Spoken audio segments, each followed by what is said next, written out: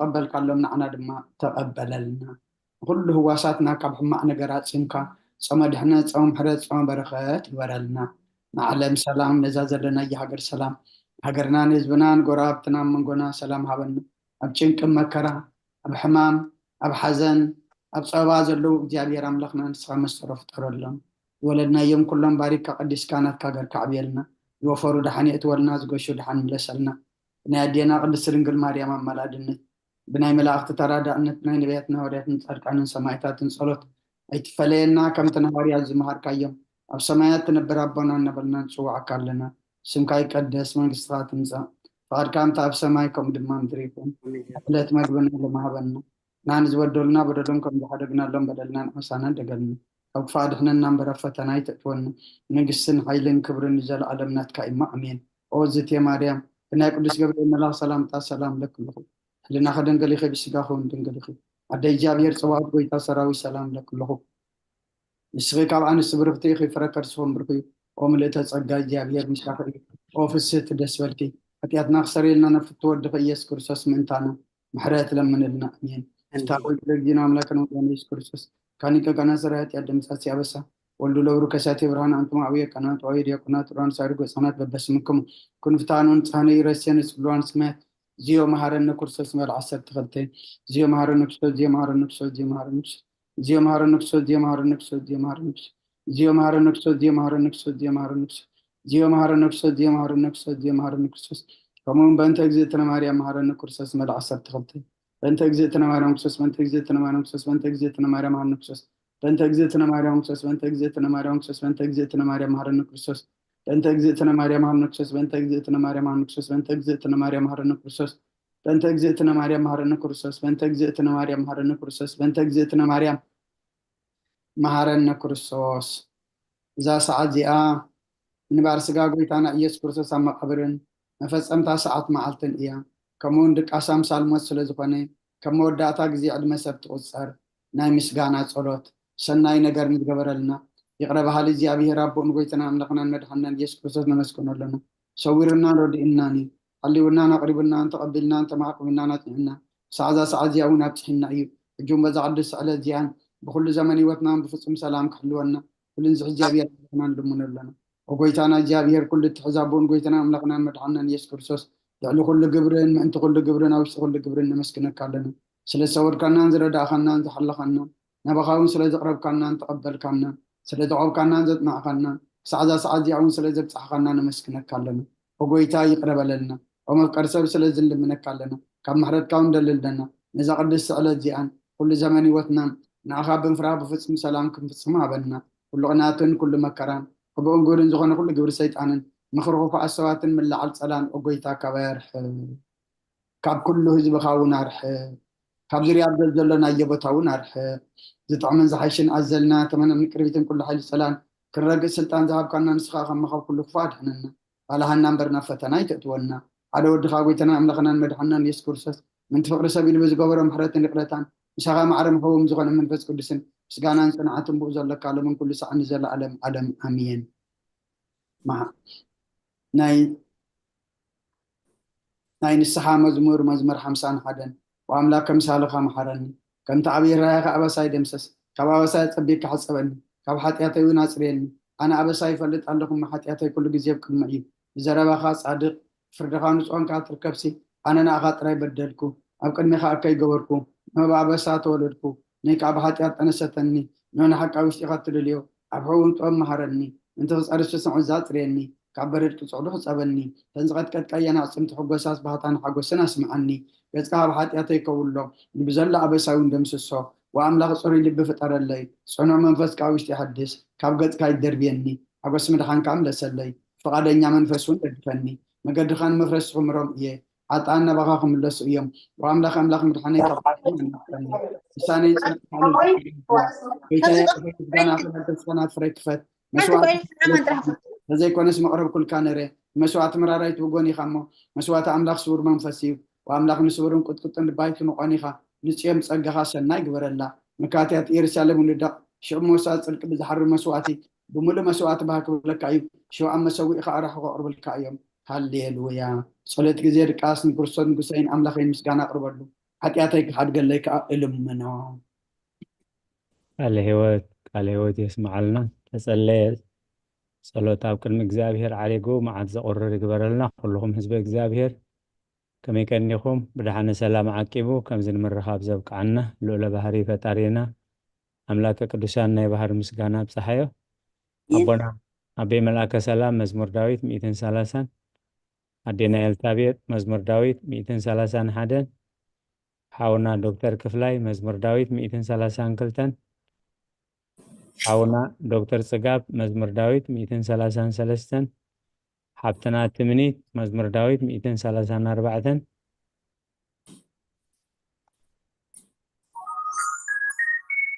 መምህር ሳራ 137 ሓብትና ልዑላ 138 ሓብትና ሙሉእ 141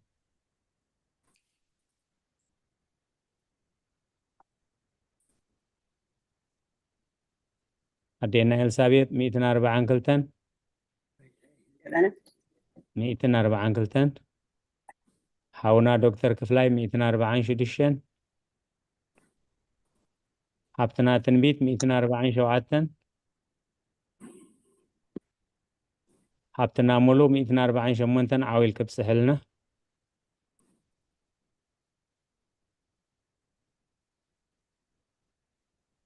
ጥዕመ ክደኸውን ሓብትና ሙሉእ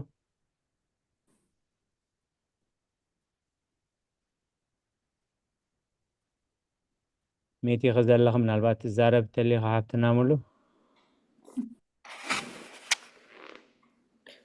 هو حد متسأل له أبي متسأل وقفات رأيكم على سلام مساهي سلام الرخلنا مزمور 240 شمنت هللي እግዚአብሔር ካብ ሰማያት አመስግንዎ ኣብ ኣርያም አመስግንዎ ሁሉኩም መላእክቱ አመስግንዎ ብዘለኩም ሰራዊቱ አመስግንዎ ኣትን ፀሓይ ወርሕን አመስግንዎ ኣትን ብሩሓት ከዋኽብቲ አመስግንዎ ኣቶም ናይ ሰማያትን ኣብ ልዕሊ ሰማያት ዘለኹም ማያትን አመስግንዎ ንሱ ኣዚዙ ተፈጢሮም እዮም ንስም እግዚአብሔር የመስግንዎ ንዘላለም ዓለም ኣቆሞም ዘይሓልፍ ሕጊ ከዓ ሃቦም እግዚአብሔር ካብ ምድረ መስገንዎ ኣቱም ገበላት ባሕርን ማዕሙቕን ኩልኹም ኣቱም ሓውን በረድን ኣሳሒታን ግመን ቃሉ እተስልጥ ህበቡላን ኣቱም ኣኽራንን ኮራቢትን ኩልኹም ፍረይተ እዋምን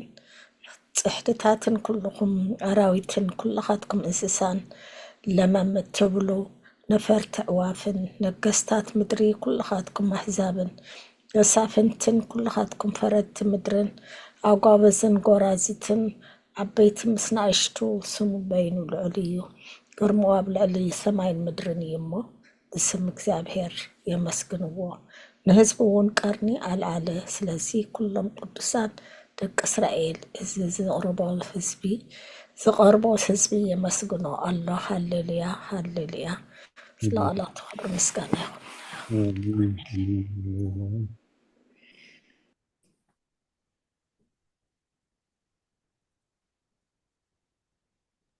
ቅዱስ እግዚአብሔር ቅዱስ ኃያል ቅዱስ ያው ዘይሞት ወንጌል ሉቃስ ምዕራፍ 2 ካብ ቁፅሪ 25 ክሳብ 32 እንሆ ድማ ኣብ ኢየሩሳሌም ስምዖን ዝበሃል ሰብኣይ ነበረ ሰብኣይ ዝጻድቕ ንኣምላኽ ዝፈርሕ ንጽናዕ እስራኤልን ጽበ ነበረ መንፈስ ቅዱስ ድማ ነበሮ እቲ መሲሕ እግዚአብሔር ከይረኣዮ ሞት ከም ዘይርኢ ድማ ብመንፈስ ቅዱስ ተገሊጹሉ ነበረ ብመንፈስ ከዓ ናብ ቤተ መቅደስ መፀ ወለዱ ነቲ ኢየሱስ ህፃን ከም ስርዓት ክገብሩ ምስ ኣተው ስምዖን ድማ ኣብ ኢዱ ሓቆፎ ንኣምላኹም ከም ዝናበለ ባርኮ ወጎይታይ ነቲ ንኣሕዛብ ምግላፅ ብርሃን ንህዝብኻ እስራኤል እውን ክብረት ክኸውን ኣብ ቅድሚ ኩሉ ዘዳለኻዮ ምድሓን ከዓይንተይ ካብ ረኣያስ ሕጂ ከምቲ ዘረባኻ ንባሪኻ ብሰላም ተፋንዎ ኢኻ በለ ምስጋና ንእግዚአብሔር ኣምላኽ ይኹን ኣሜን ኦ ክርስቶስ ኣምላኽና ብሴራ ኣቦኻን መንፈስ ቅዱስን ሎምን ኩሉ ሰዓን ንሰግደልካ ኣሎና ኣሜን ቃለ ሕይወት የስማዓልና ኣዴና ኤልሳቤጥ ክፍልታት ጸሎት ወለኸን ኣለኸን ኣዴና እነሆ ኣብ ቅድሚ እቲ ቅኑዕ ፈራዲ ክቐውም ተዳልያ ኣለኹ እቲ ኣብ ምግጋይ ዝሓለፈ ዕድመይ ንኹነኔን ንፍርድን ብቁዕ ስለ ዝኾነ ብብዝሒ ሓጢኣተይ ርዕድን እንቅጥቀጥን ኣለኹ ግን ከነፍሰየ ገና ኣብ መሬት ትነብሪ ካብ ሃለኺ ተነስሒ ምክንያቱ መሬት ኣብ መቃብር ኣይወድሶን እዩ ኣብ ሞት ከዓ ዝዝክሮ የልቦን ኣብ ገሃነም እውን ብኖ የልቦን እሞ ካብ ደቃስ ተኪት ተንሲእኪ ናብ መድሕንኪ ብንስሓ ኦ ኣምላኸይ መሓረንን ኣድሕንን እናበልኪ ተማሕፀኒ ስብሃት ለኣብ ወወልድ መንፈስ ቅዱስ ኣሐዱ ኣምላኽ ኣሜን አሜን አሜን። ቃለ ሕይወት የስማዓልና ኣሜን ራይ ኣዴና መምህር ሳራ መዋዕል ሰብ ዘይውዳእ ዝዓለም ዝኸኣን ዘለዓለም ዝነብር እሺ ኣቦና መዋዕል ሰብ ዘይውዳእ መዋዕል ሰብ ዘይውዳእ እዚ ዓለም እዚኣ ከዓ ንዘለዓለም ዝነብር እንተዝኸውን ነፍሰይ ንፁር ዝኾነ ምክንያት መሃለወክ ነይሩ ግን እቲ ፅዩፍ ዝኾነ ተግባራትክን እቲ ሕማቅ እከይክን ኣብ ቅድሚ እቲ ሓቀኛ ምስ ዝቕላዕ ኣብ ዓራት ሓጢኣት ተሰጢሕኪ ኣብቲ ሸለልተኛን ከዳእን ስጋ ከለኺ እንታይ እዩ ትህብዮ መልሲ ኦ ክርስቶስ ኣምላኸይ በቲ ኣዝዩ ዘፍርሕ ፍርድኻ እስንብድ ነቲ ዘለዓለማዊ ፍርድኻ እንብርከኽ በቲ መለኮታዊ ነፀብራቃዊ ብርሃንካ እንቅጥቅጥ ኣለኹ ኣነ ህሱም ድኑስ ኣብ ዓራተይ ደቂሰ ዘለኹ ኣብ ሂወተይ እውን ዘይግዱስ ዝኾንኩ ናይቲ ተቐባል ቀረፃብነት ብምውሳብ ኣፍ ልበይ እንዳወቃዕኹ ኦ ጎይታ ኦ ኣምላኽ ኣነ ገበነኛ እሞ ይቕረበለለይ ይብል ኣለኹ ይዘኒ ወዘልፈኒ ወላለም ዓለም ኣሜን አሜን። ቃለ ሕይወት የስማዓልና ኣሜን ሓብትና ረዘነት ኦ ንጽሕቲ ድንግል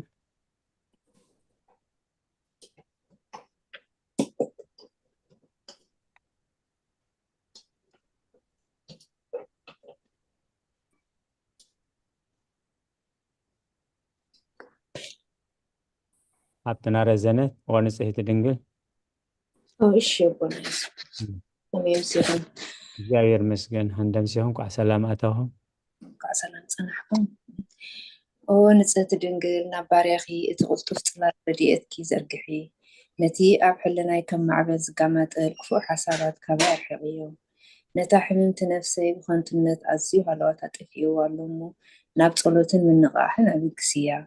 ምክንያቱ ንስኺ ኣካሊትን ምሕረት እትልምን ኣላይታደን ኢኺ ኣደ ምንጪ ሂወተይ ንጉሰይን ኣምላኸይን ጎይታይን ኢየሱስ ክርስቶስ ተስፋይ ኢኺ ኣሜን ቃለ ሕይወት የስማዓልና ሓብትና ትምኒት ወጎይታ በዛለይት እዚኣ ንዓሞ እሺ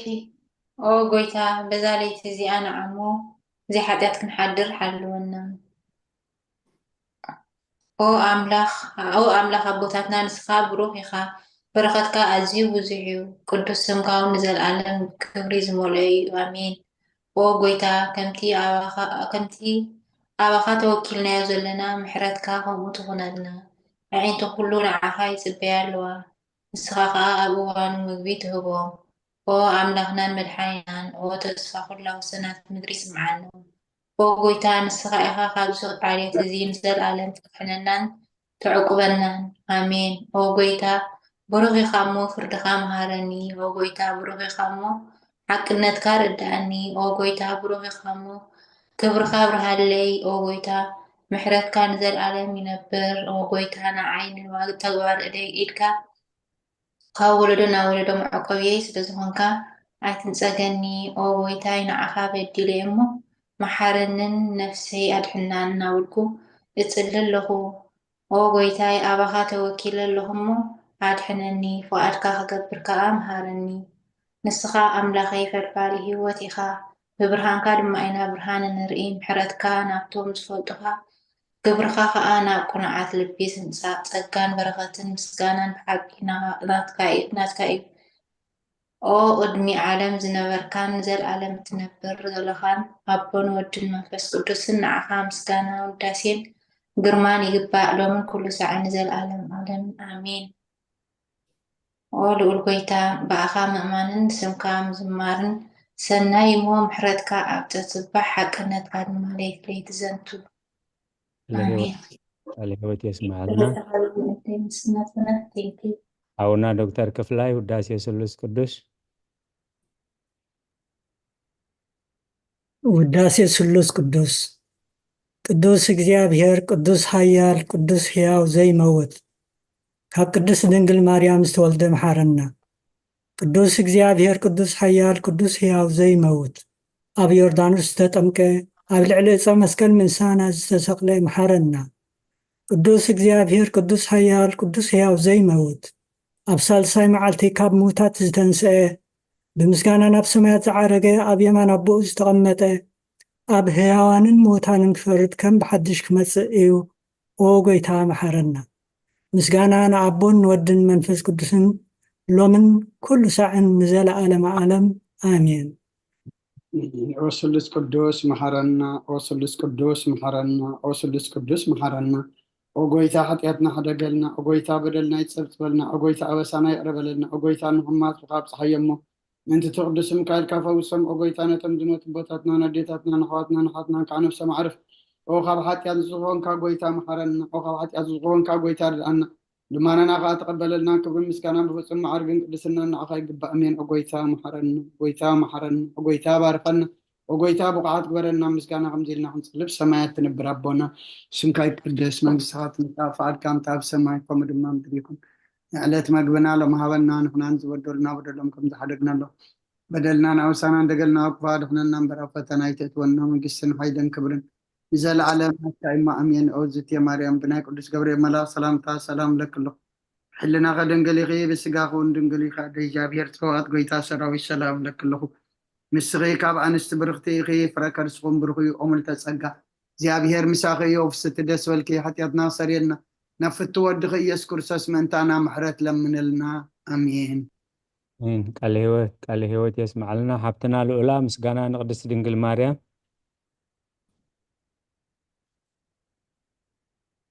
ሃረ ኣቦና ከመይ ቀኒኹም ኩላትኩም? እግዚአብሔር መስገን ኳዕ ሰላም ኣተኹም። ኳዕ ሰላም ፀናሕኩም።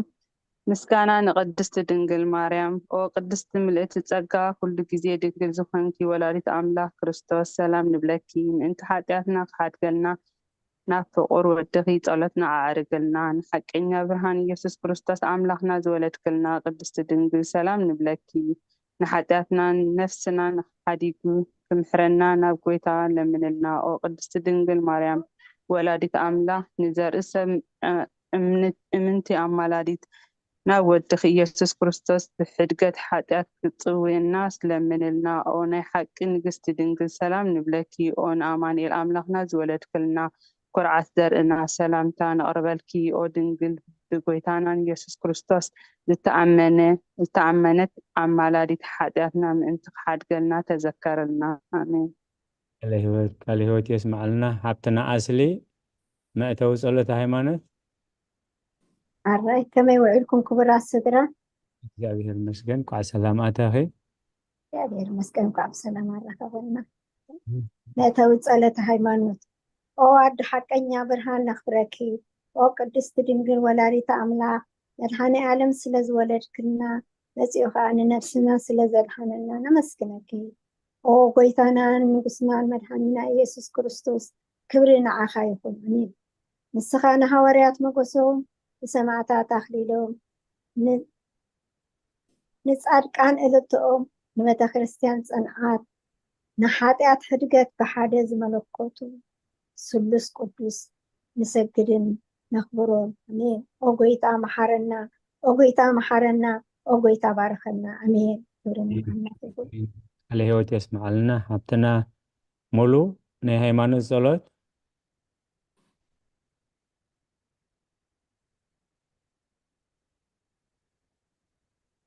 እሺ ናይ ሃይማኖት ጸሎት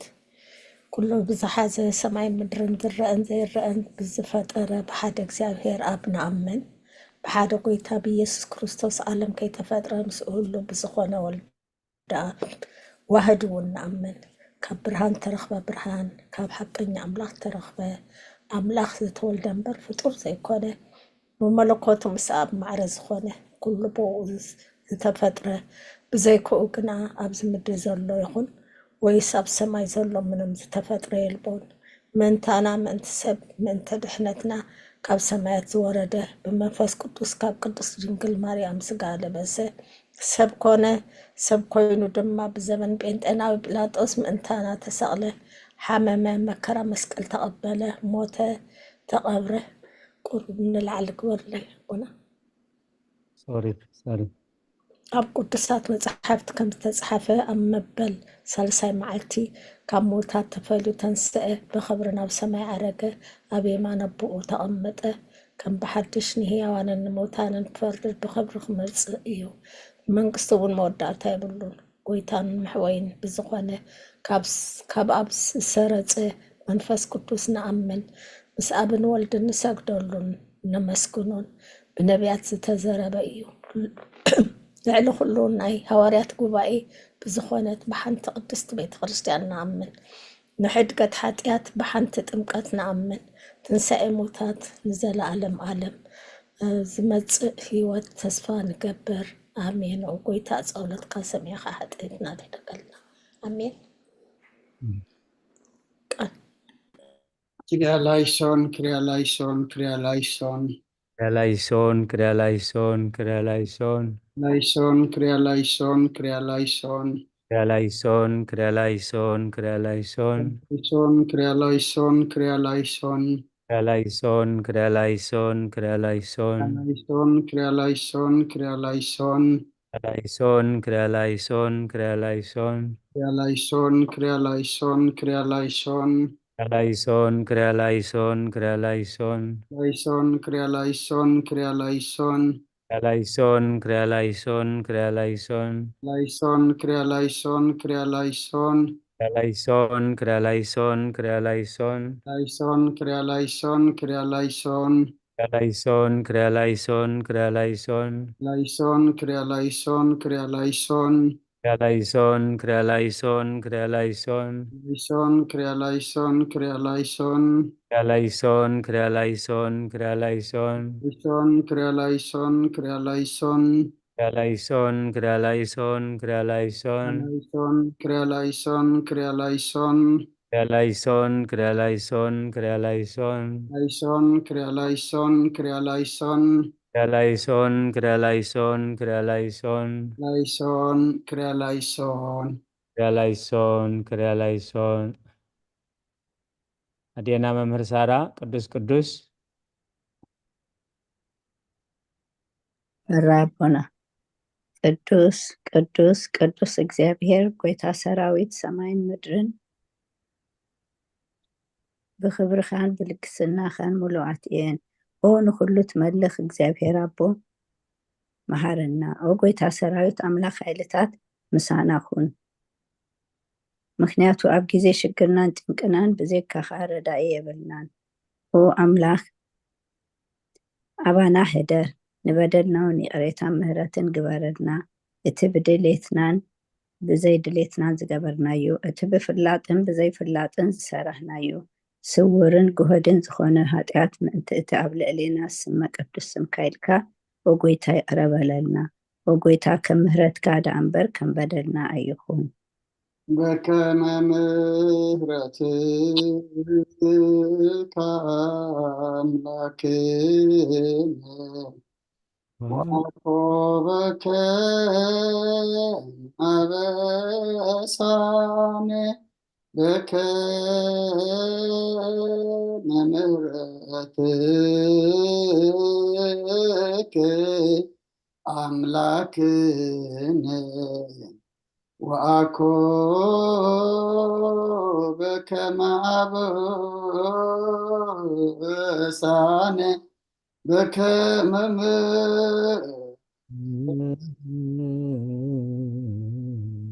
ምሕረትከ አምላክነ ዋኮበከ ማበሳነ ወጎይታ ብቕዓት ጎረና ምስጋና ከምዚልና ክንፅልብ ሰማያት ትነብር ኣቦና ስምካ ይቀደስ መንግስትካ ትምፃእ ፈቃድካ እንተ ኣብ ሰማይ ከምኡ ድማ ምድሪ ይኹን ዕለት መግብና ሎሚ ሃበና ንሕና ንዝበደሉና በደሎም ከም ዝሓደግናሎም በደልና ንዓውሳና እንደገልና ክፋድሕነና እምበረ ፈተና ይተትወና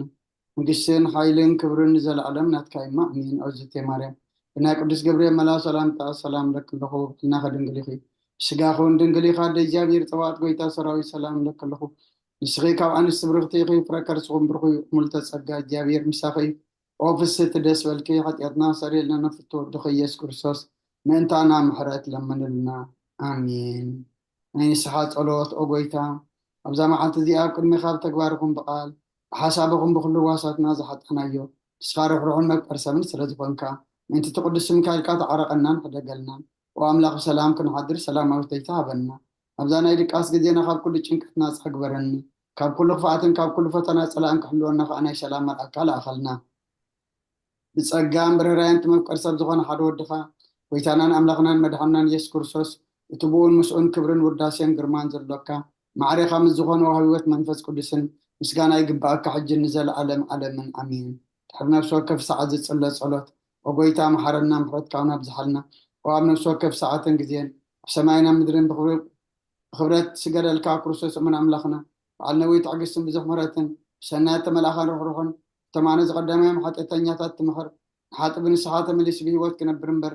ሞቱ ዘይትደሊ ምእንቲ ፅበዮም ዘሎ ተስፋ ሰማያት ክረኽቡ ንኩሎም ናብ ድሕነት እትዕድም ወጎይታ ኣብዛ ሰዓት እዚኣ ናብ ኩሉ ሰዓታትን ድማነና ተቐበል ህይወትና ኣቃናዕልና ትእዛዛትካ ክንገብር ምርሓና መንፈስና ቀድስ ስጋና ሓሳባትና ነንፅህ ትምኒትና እውን ስመር ሕማምና ፈውስ ሓጢኣትና ሓደገልና ካብ ኩሉ ክፉዕ ሓዘንን ስቅያት ትብር ድኣና ብህልውናኦም ቅነቀብ ብቅዱሳን መላእክትካ ሓልወና ናብ ውህደት እምነት ከነምርሕ ምእንቲ ናብቲ ዘይምርመርን ዘይውሰንን ፍልጠትካ ክንበፅሕ ዓድለና ንስኻ ንዘለዓለም ብሩኽ ኢኻ ኣሜን ወጎይታ ብቕዓት ጎረና ምስጋና ከምዚ ኢልና ክንፅሊ ብሰማያት ትነብር ኣቦና ስምካ ይቀደስ መንግስትኻ ትምፃእ ፈቃድካ እምታ ኣብ ሰማይ ከምኡ ድማ ምድሪ ይኹን ናይ ዕለት መግብና ሎሚ ሃበና ንሕና ንዝበደሉና በደሎም ከም ዝሓደግናሎም በደልናን ዓውሳና እንደገና ካብ ክፋድሕነና እምበር ኣብ ፈተና ይተእትወና መንግስትን ሓይልን ክብርን ንዘለዓለም ናትካ ኢማ ኣሜን ኦዝቴ ማርያም ብናይ ቅዱስ ገብርኤል መልኣክ ሰላምታ ሰላም ለክለኹ ብሕልናኸ ድንግል ኢኺ ብስጋኹን ድንግል ኢኺ ኣደ እግዚኣብሔር ፀባኣት ጎይታ ሰራዊት ሰላም ለክለኹ ንስኺ ካብ ኣንስቲ ብርክቲ ኢኺ ፍረ ከርስኹ ኦ ምልዕተ ፀጋ እግዚኣብሔር ምሳኺ እዩ ኦ ፍስት ደስና ክሰሪየልና ናብ ፍቲ ወድኺ ኢየሱስ ክርስቶስ ምእንታና ምሕረት ለምንልና ኣሜን ራይ ክብሪ ምስጋና ንኣምላኽ ይኹን እግዚኣብሔር ይቀበሎ እግዚኣብሔር ይስማዓና አሜን አሜን አሜን ቃል ህይወት ይስማዓልና ራይ ዝኸበርኩም ህዝበ እግዚአብሔር ነዚ ቅዱስ ቤተ ክርስቲያን እትህቦ ናይ ሰሉስ ጸሎተ ሰርክን ከምኡውን ትምህርቲ ሃይማኖት ኣበው ንምክትታል ግዚኹምን ስራሕኩም እናወሃይድኩም ብጥብዓትን ብኣንቃድዎን ትከታተልዎ ዘለኹም እቲ ክሳብ ሰዓት እዚ ኣብ ልሳናን በደልናን ዕሽነትናን ከይረኣየ ብዓይኒ ምሕረቱ ጠሚቱ ብድሓነ ሰላም ዓቂቡ በዚ ቅዱስ ጉባኤ ክንሳተፍ ቅዱስ ፍቓዱ ዝኾነልና ፈጣሪና ኣምላከ ቅዱሳን ናይ ባህር ምስጋና ይብፅሓዮ ንኩሎም በዚ ሰዓት እዚ ኣብ ፀበባ ኣብ ፀገም ኣብ ሽግር ንዘለዉ ረህዋ ሰላም ቅሳነት ዕረፍቲ ሃቦም ኣብ ቤት ማእሰርቲ ንዘለዉ ሙፃሕራ ይፍጠረሎም ብሞት ስጋ ንዝተፈለዩና ገነት መንግስተ ሰማያት ሃገረ ቅዱሳን የዋርሶም ኣብ መሪር ሓዘን ንዘለኹም ከዓ ደበሳ ቅዱሳን ይደብስኩም ንኩላህና ከዓ ዘስተውዕሎ ኣእምሮ ሂቡ መወዳእታና የፀብቐልና ሎሚ ከም ፈቃድ እግዚኣብሔር ንሪኦ ሃይማኖት ኣበው ምዕራፍ 31 እዩ እቲ መልእኽቲ ከምቲ ቀዳመሞት ምዕራፋት ፀንሐ ነዚ ዘዳለወ ሃዋርያ ቅዱስ ኣትናቴዎስ ኣቦ ቤተክርስትያን እዩ ኣብ ጥቕሲ ሓደ ኣቦና ብመልአከ ሰላም ማቴዎስ 18 ካብ 15 ክሳብ 19 ኣዴና መምህር ሳራ ቀዳማይ ቆሮንቶስ ምዕራፍ 5 ቁፅሪ 4 ክሳብ 7 ሓብትና ረዘነት ቲቶ ምዕራፍ 9 ምዕራፍ 1 ካብ 9 ክሳብ 13 ሓብትና ህይወት ራእየ ዮሃንስ ምዕራፍ 2 ካብ 5 ክሳብ 6 ንባብ ቁፅሪ 1 ንሕና ነቶም ናይ ጎይታና ኢየሱስ ክርስቶስ ህላውየ ባህሪ ስግኡ ንቃል ምስ ህላው የመለኮቱ ብቅድምና ማዕረ እዩ ንዝብሉ እምነትና ብምግላጽ ክንማጎቶምን ክንፈልዮምን ከነውግዞምን ይግባአና እዩ።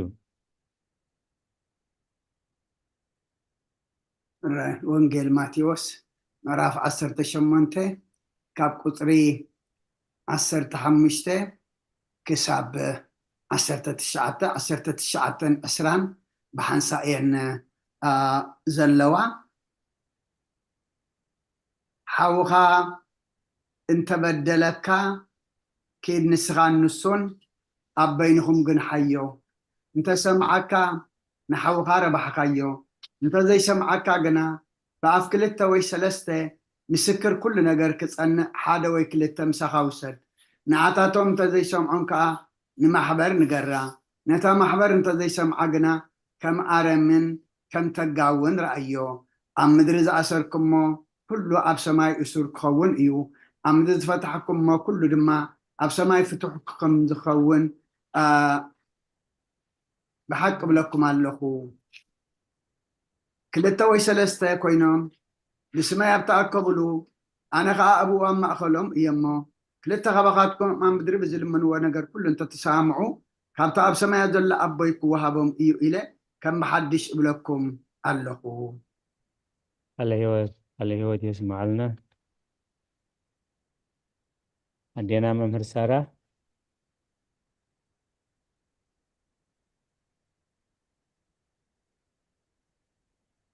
الرابونة قدامي كورنثوس معرف حمشتك كاب قصة سلستة كاب 4 لكم من لكم كاب سلستة كساب حمشتك بحنساب زلو صبوا الله نادينا أنا جنا بسجاي رهق كنسي بمنفساوي مساحاتكم إيه نسخاتكم من منفسين باسم قويت أنا يسوس تعكبنا كلنا بحيلي قويت أنا يسوس زي كم زنبرة منفسو بتعمل على قويت أنا يسوس من تخد هنسي نتفعات سجون سيطان كوهاب كم مساحاتكم كوينة درو فريدة علىه عليه يسمع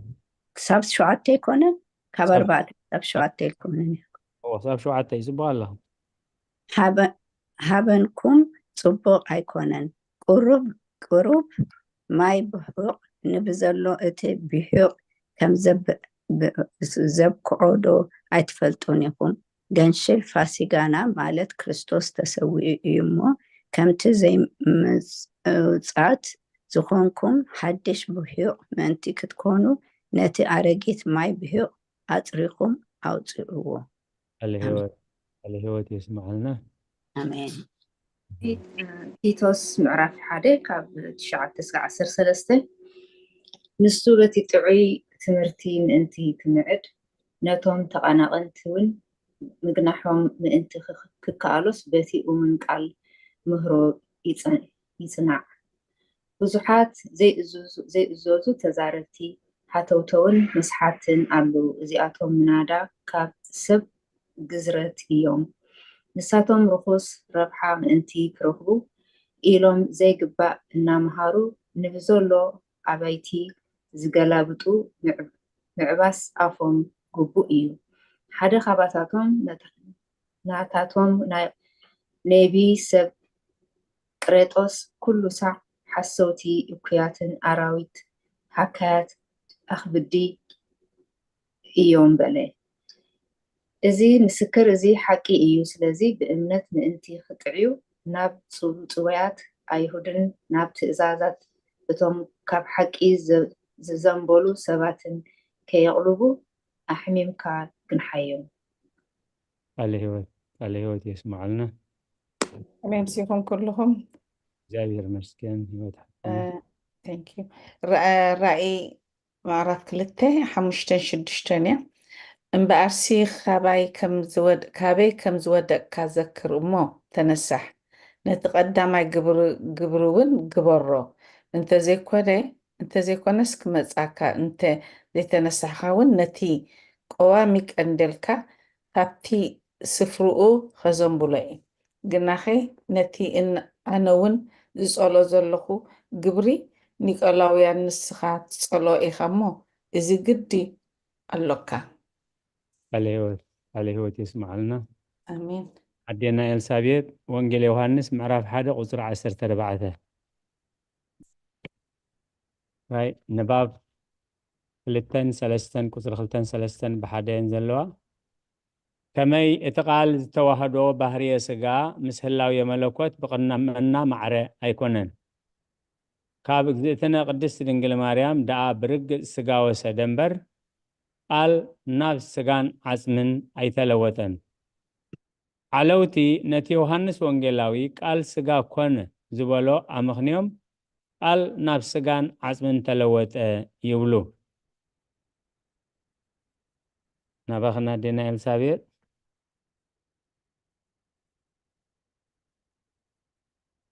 ወንጌል ዮሐንስ ምዕራፍ 1 ቁፅሪ 14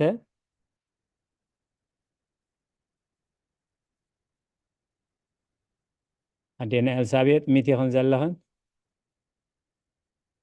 እንታይ ኮይና ባዕላ ትኸይድ እዚኣ ኸቲ እቲ ቃል ሰብ ኮነ ጸጋን ሓቅን መሊእዎ ከዓ ምሳና ነበረ ከምቲ ነቦኣ ሓደ ወዱ ዝኾነ ዝረኸቦ ክብሪ ዝኣክል ክብሩ ረኣና። الهوت معنا راي حبتنا مولو زداقم 21-23 حبتنا تمنيت غلاطيا معرف 3 قصر 13 حساب 14 نباب ناي قصر 4 نحنا قنا باتن نخلو متن نزه اللوي غيرنا نترجمو لنا إذن أجرزي مستناي باولوس أما صحابة خمس دبولو زما ساسلي كريستوس منتانا أم مرجم أتوه كمي مرجم زي بلو خنسو مرجم ناخذ أور فتوه ما أنت زد ما نسو نام مرجم أتوه تبهلين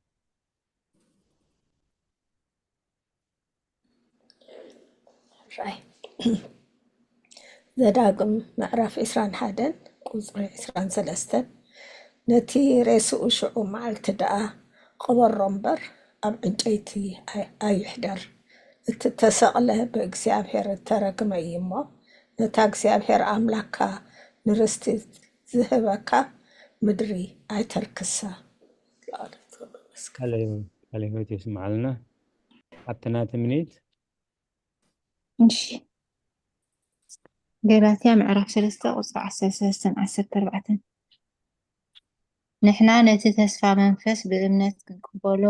እቲ በረኸት አብርሃም እውን ብኢየሱስ ክርስቶስ ንህዝቦ ምእንቲ ክኸውንሲ ኣብ ዕፅይቲ ዝስቀል ዘበለ ርጉም እዩ ተጻሒፉሎሞ ክርስቶስ ምእንታና መርገም ኮይኑ ካብ መርገም ሕጊ ተሻየጠና።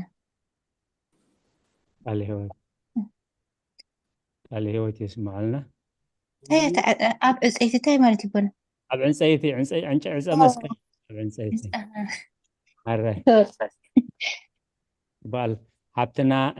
ኣስሊ ኢዩኤል ምዕራፍ 2 ቁፅሪ 28 ሓብትና ልኡላ ግብረ ሃዋርያት ምዕራፍ 2 ቁፅሪ 16 ንባብ 5-6 ብሓንሳብ ኣለዋ ንባብ ቁፅሪ 5 ዳግም እቲ ቃል ስጋ ኾነ ዝበሎ ዮሐንስ ወንጌላዊ እውን ነገሩ ከምዚ እዩ ምእንታና ሰብ ኮነ ደኣ በለ እምበር ስጋ ናብ ምዃን ተለወጠ ኣይበለን እቲ ቃል ስጋ ኮነ ምባሉ ስጋ ምልባሱን ሰብ ምዃኑን እዩ ዝትርጎም። ቁፅሪ 6 ኢዩኤል ነቢይ እውን ኣብ ትንቢቱ ከምዚ ኢሉ ዝፀሓፈ መንፈሰይ ኣብ ልዕሊ ኩሉ ስጋ ክኹዑ እየ እዚ ትርጓሜ እዚ ድማ ናብ ኩሎም ስጋ ዝለበሱ ናብቶም ንባብ ዘይብሎም ዝበፅሕ ኣይኮነን ነቶም ጎይታና ምእንቶኦም ሰብ ዝኾነ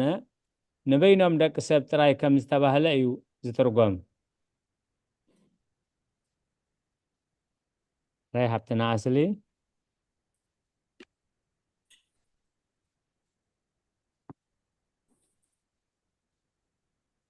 ميتي غزال لخي حبتنا أسلت سمعنا أنت اللي هي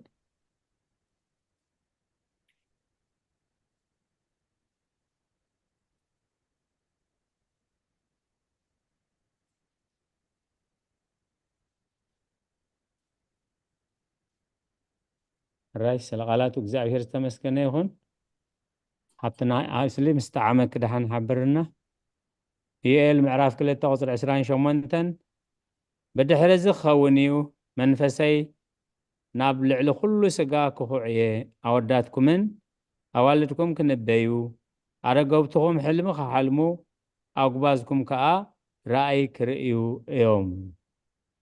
أي حبتنا الأولى ربنا قبر حواريات معرفة كلتا قدر عسر شدشتا إزقنا بنبي يؤل اتبع لإيو عليه هو تسمع لنا أبونا بملاك السلام قدامي كورنثوس معرف 15 كاب حدخ ساب 50 شوعتن قطري شومنتن شوعتخ ساب كاب شوعتخ ساب شعته بحن ساب موكس غير لنا له قطري شوعته اتي يوحنس قال سغا هونه زبلو نجر دما قال كاب زيتنا قدس دنگل مريم سغا مملماسو كمزي يسترغم باركس اتوم نبينهم قال كاب زيتنا مريم سب قدم مخانو سغا نيروي نفسون ناب عالم قدم منصو نيرويو إلهم زحسبو يحفروا اتوم سقو مواتا ايكونن وي بهلاويو زي موتيو زبلوخس يحفروا كميسي مواتو خوينو انتدا زي ميتو دا كمي لحواريا باولوس نسب قرنطس كم تصحف كريستوس موتا كاموتان دما تنسأ إلو مهارة اند زي موتك كمي لدعا نموت مسعرون قداميتي ملكي باولوس نفسب قرنطس معرف حدا كاب حدا يخصع في الصامي أحواتي نخنت أمينكم تزيكونكم كنت أنا سبك وقركم حجكم من تلي خمسي اتزسابق كلكم اتقبلكم من عبوت صنيعكم دلكم بأون التدحنلون وانجل أفلتكم علىخو إتا أنا اتقبلكم وقدم كل نجيركم إيه كنت إتم صحفات زبلوه ورصاص من تحت ياتنا موته تقبر خاء كنت تم صحفات زبلوه بسالسيت معلتو وانتنسئ لشافا دحارونتهم 10 وكلتا ترأيه دحريو زبازحو كباتاتهم كسعلمو زلو قلياتهم قنادك إسم دلو كام حمشم إيتن زبازحو أحوات بحنساء ترأيه دحريون يا أيقوب دحريو كآن كلاتهم هواريات ترأيه دحريو كلاتهم لما نعي كل عن زمثل ترأيني أنا سنتا محبر أملاك سلسوك ومن أسكلهم هواريات إيمو هوارياك سمي بقوع أيكون كون اتزلخوا قنا بسقا يزلخوا كاب كلاتهم زبزح دقات عاركم بر اتنعيتو هبت سقا نخكنتو أيكونن اتمساي زلو سقا أملاك دقا ينبر أنا أيكون كون مبارسي أنا انتخون كون ساتهم انتخونو كما يقرنا نسبخ اللونا نسغاتكم ون كم وآمنكم كريستوس كم موتات كم تنسى كابز السبخ دا كما يلم إيم حياة لغبغاتكم تنسى موتات يلبون زبلو زلو تنسى موتات زي البو انتو قوينوس كريستوس دماي تنسى كريستوس زي تنسى انتو قوينوس انبار كسبكتنا خنتو إيو امنتنا ون كنتو إياه أملاخ نكريستوس تنسى إيوالنا مسكرنا إنامو نكريستوس زي تنسى انتو قوينوس موتات ون انت زي تنسو نحنا حسوت مسكر أملاك كوينا نركب إنا موتات انت زي تنسوس كريستوس ويناي تنسأنما كريستوس زي تنسى انت قوينس امنتكم كنت إياه نسراتكم جينا أبحثياتكم اللخوم مبارسي اتم بكريستوس دقسو دمات فؤات إيوم أبزاهي وتزيات راي بكريستوس تسفان تقبرناس كاب كل إن دنقص مخنا نيرنا حجقنا كريستوس بخرطهم زدقسو خوينو كاب موتات تنسئ سلازي غمت موت بحادة سب زمسئ كم غات نسئ موتات بحادة سب إيه زمسئ كم تقولاتهم بأدام زمتو ከምኡ ድማ ኩላቶም ብክርስቶስ ሕያዋን ክኾኑ እዮም ግናኸ ነፍሲ ወከፍ በብስርዓቱ እዩ ክርስቶስ ከም በኽሪ ድሓርቶም ናይ ክርስቶስ ዘበሉ ብምጽኣቱ ክርስቶስ ነቶም ጸላእቱ ዘበሉ ትሕቲ ኣጋሩ ክሳዕ ዝገብሮም ክነግስ ይግብኦ እዩ እሞ ኩሉ ሽመትን ስልጣንን ሓይልን ምስ ሰዓረታ መንግስትን እግዚኣብሔር ኣቦ ምስ ወፈየ ሽዑ እዩ መወዳእታ ዝኸውን እቲ ኣብ መወዳእታ ዝሰዓር ጸላኢ እውን ሞት እዩ ኣምላኽ ኣብ ትሕቲ ኣጋሩ ኩሉ ኣግዝኦ እሞ ኩሉ ተገዝአ ክብል ከሎ ብዘይቲ ኩሉ ንዕኡ ዘግዝኦ ከም ዝኾነ ግሁድ እዩ ኩሉ ምስ ተገዝኦ ግና ኣምላኽ እውን ኩሉ ኣብ ኩሉ ምእንቲ ክኸውን ሽዑ እትወዱ ባዕሉ ነቲ ኩሉ ዘግዝኦ ክግዛእ እዩ እንተዘይኮነስ እቶም ኣብ ክንዲ ምዉታት ዝጥመቑ ደኣ እንታይ ይገብሩ ኣለዉ ብስሩ ምዉታት ዘይተንስኡ እንተኮይኖምሲ ንምንታይ ደኣ ዝጥመቑሎም ስለምንታይ ደኣ ንሕና ኸ ኩሉ ግዜ ኣብ ፍርሃት ንኣቱ ኣሕዋቴ ኣነ በቲ ብክርስቶስ ኢየሱስ ጎይታና ኣባኻትኩም ዘለኒ ትምክሕቲ ኣብ ፀፅባሕ እመውት ኣለኹ ኣነ ከም ግእዝ ሰብ ኣብ ኤፌሶን ምስ ኣራዊት እንተገጠምኩ እንታይ ጥቕምለኒ ምዉታት ዘይተንስኡ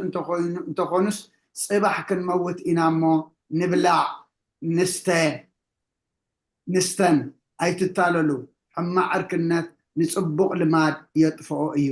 ገሊኣቶም ፍልጠት ኣምላኽ የብሎምን እሞ ንቕንዕና ተባራበሩ ሓጢኣት እውን ኣይትግበሩ እዚ ምእንቲ ክትሓፍሩ ኢለ እየ ዝብሎ ዘለኹ ገለ ግና ምዉታት ከመይ ኢሎም እዮም ዝትንስኡ ብኸመይ ዝበለ ስጋ እዮም ዝመፁ ዝብል ይህሉ ኣተዓሻ እቲ ንስኻ እትዘርኦ ኸይመተ ህይወት ኣይረክብን እዩ እቲ እትዘርኦ ድማ ናይ ስርናይ ወይ ናይ ካልእ ዓይነት ፍረ ጥራይ እዩ እምበር እቲ ስጋ ዝኸውን ኣይኮነን እትዘርኦ ዘለኻ ኣምላክ ግና ከም ዝደለየ ገይሩ እዩ ስጋ ዝህቦ ንነፍሲ ወከፍ ዘርኢ እውን ስጋኡ ይህቦ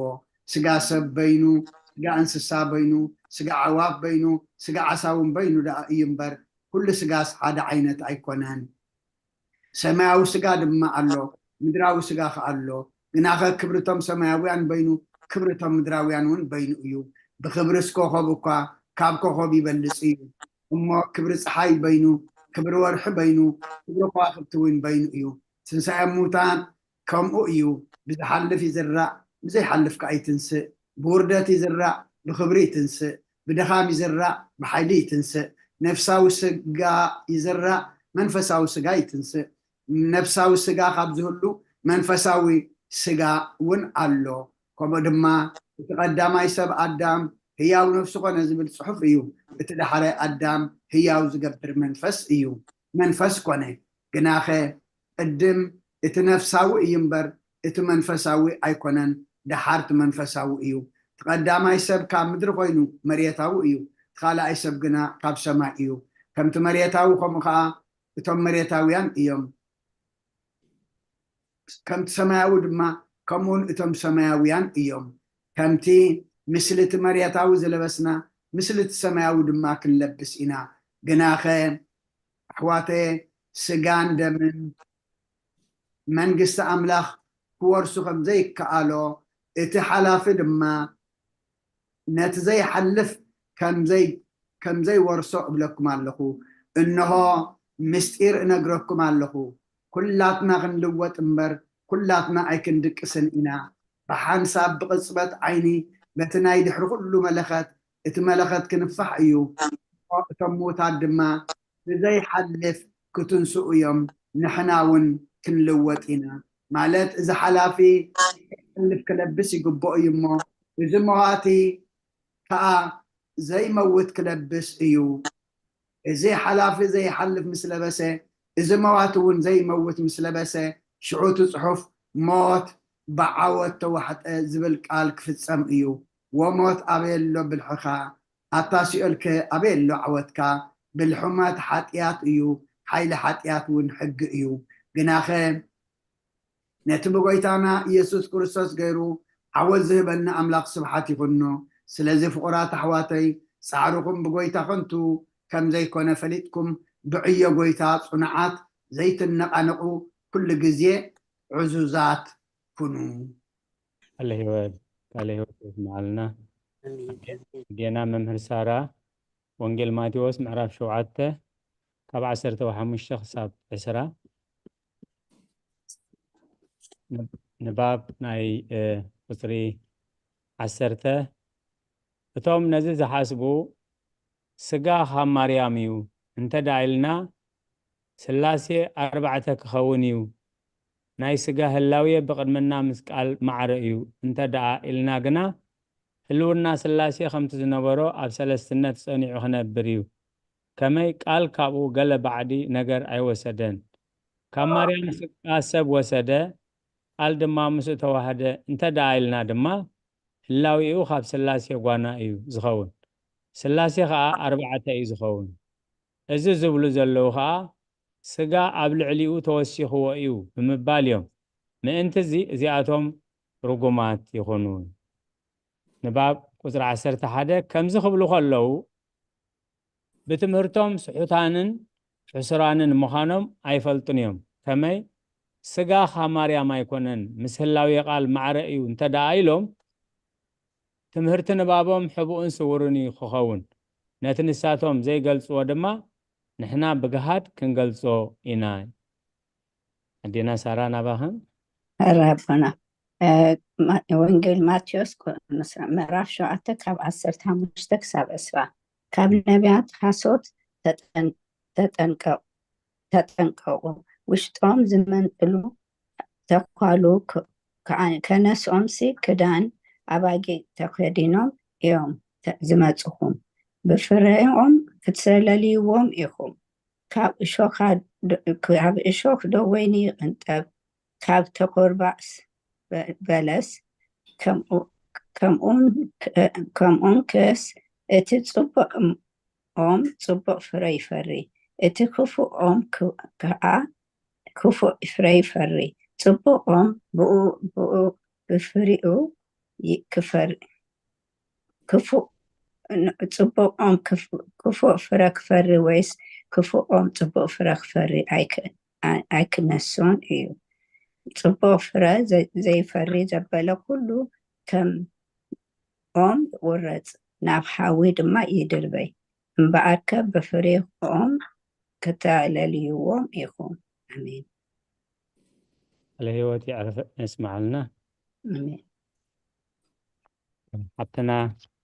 ረዘነት ኢሳያስ 7:14 ሓብትና ህይወት ማቴዎስ 1 ካብ 18 ክሳብ 25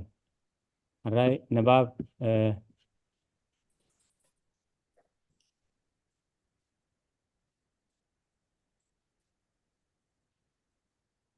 ንባብ ካብ 11 ክሳብ 22 ዘሎ ከንበብየ መወከሲ ብሓንሳብ ገይሩሉ ኣሎ ቁፅሪ 12 ከም እምነትና ግና ቃል ካብ እግዝእትና ቅድስት ድንግል ማርያም ሰብ ብምዃኑ ምስኡ ኣብ ሓደ ገጽ ኣብ ሓደ ኣካል ኣብ ሓደ ህላውየ ስለ ዝተዋህደ ስላሴ 4 ኣይከውንን እዩ ከምቲ እምነቶም ግና ስላሴ 4 እዩ ዝኸውን ቁፅሪ 13 ወልድ ብመለኮቱ ምስ ኣብ ማዕረ ከም ዝኾነ ምስ ኣብ ማዕረ ደኣ እዩ እምበር ኣቦ ኣይኮነን ከምኡ ድማ ስጋ ብቅድምና ምስ ህላዊ ቃል ማዕረ እንተደኣ ኮይኑ እሞ ቃል ዘይኮነ ካብ ህላዊኡ ፍሉይ እንተደኣ ኮይኑ ከምቲ ርኩስ ትምህርቶም ስላሴ ምስ መንፈስ ቅዱስ 4 እዩ ዝኸውን ቁፅሪ 14 ንሕና ስላሴ ብሓቂ ብዘይ ምፍልላይ ፍጹማን እዮም ኣብ ሰለስትነት ድማ ከቶ ውስኽ ዝኽእል የልቦን ኢና እንብል እቶም ንእግዚኣብሔር ካብ ሰለስትነቱ ንላዕሊ ካልእ ዝሓስቡ ደኣ ከመይ ኢሎም ክርስቲያን ክኾኑ ይኽእሉ ቁፅሪ 15 ከምቲ ብሓድሽ ብኻልእ መገዲ ዕሽነቶም ከነስተውዕል ይግባአና እዩ ቃል መጻሕፍቲ ዝፈልጡ እንተዝኾኑሲ እቲ መድሓኒ ቃል ዝለበሰ ስጋ ካብ ማርያም ዝወሰዶ ስጋ ሰብ እዩ ስለዚ ስላሴ 4 ክበሃል ይግባእ ከመይ ኣብ ልዕሊኡ ስጋ ተወሲኽዎ እዩ ይብሉ ኣለው ንፈጣሪ ምስ ፍጡር የመሳስልዎ ስለ ዘለው ኣዝዮም ጥፉኣት እዮም ቁፅሪ 16 ብጉድለት ኣእምሮኦም ካብ መለኮት ስላሴ ተወሳኺ ሓሰቡ ከመይ ቃል ብተዋህዶ ስጋ ክኾኖ ዳ እምበር ንመለኮት ተወሳኺ ክኾኖ ስጋ ከም ዘይለበሰ ኣይፈለጡን። ቁፅሪ 17 ቃል ንደቂ ሰብ መድሓኒ ክኸውን ዳ እምበር ብስጋ ማዕረ ክኸውን ካብ ማርያም ኣይተወልደን። ቁፅሪ 18 እቲ መለኮት ዝተዋህዶን ዝሓረዮን ህያው ኣምላኽ ዝገበሮ ስጋ ብምንታይ ነገር ወይ ቤናይ ኣምሳል ንመለኮት ተወሳኺ ኾኖ ኢልና ክንኣምን እኳ ደኣ ስጋስ ምስ ቃል ምዋሃዱ ዕብየትን ዘይምርመር ኣምላኽነትን ጎይትነትን ረኸበ። መዋቲ ከሎ ዘይመውት ኮነ፣ ግዙፍ ክንሱ ረቂቕ ኮነ፣ ምድራዊ ከሎ ድማ እንሆ ኣፍ ደጌታት ሰማያ ሰማያት ሓለፈ። ስላሴ ከዓ ኩሉ ሳዕ ብሰለስትነቱ ፍጹም ኮይኑ እዩ ዝነብር። ቃል ካብ እግዝእትነ ቅድስት ድንግል ማርያም ስጋ ብምልባሱ ኣብ ስላሴ ተወሳኺ ኣይከውንን እዩ፣ ካብ ሰለስትነት እውን ኣይጎድልን እዩ። ኩሉ ሳዕ ብተዋህዶ መለኮት ብሰለስተ ገጻትን ብሰለስተ ኣካላትን ፍጹም እዩ። ቁፅሪ 20 ኣብታ ጉባኤ ሃዋርያት ዝኾነት ቅድስት ቤተ ክርስቲያን ነዚ ብፍልጠት ንኣምን ነዚ እውን ንምህር። ቁፅሪ 21 ኣቦኡ ንቃል እግዚአብሔር ኣብ ሓደ እዩ። እግዚአብሔር ወልድ ወዱ ንኣብ ቃሉ ኢየሱስ ክርስቶስ ድማ ሓደ እዩ። ንኣብን ወልድን መንፈሶም ዝኾነ እግዚአብሔር መንፈስ ቅዱስ ጰራቅሊጦስ እውን ሓደ እዩ። ቁፅሪ 22 እምበኣርከስ እቶም ብኽፍኣቶም ሓሊኖም እቲ ማርያም ዝወለደቶ ክርስቶስ ወይ ጎይታ ኣምላኽ ኣይኮነን ዝብሉ ትርፍራፍ ዓላውያን ኣፎም ይተዓበሱ። እግዚአብሔር ቃል ኣብ ስጋ ህልዊ እንተዘይከውን ደኣ ካብ ቅድስት ድንግል ማርያም ካብ ዝተወልደሉ ግዜ ከመይሉ ኣማኑኤል ትርጉሙ ከዓ እግዚአብሔር ምሳና እዩ ተባሂሉ ተሰሚየ። ስለቃላቱ እግዚአብሔር ዝተመስገነ ይሁን። ትንቢት ኢሳያስ ምዕራፍ 7 ቁፅሪ 14 ስለዚ እግዚአብሔር ባዕሉ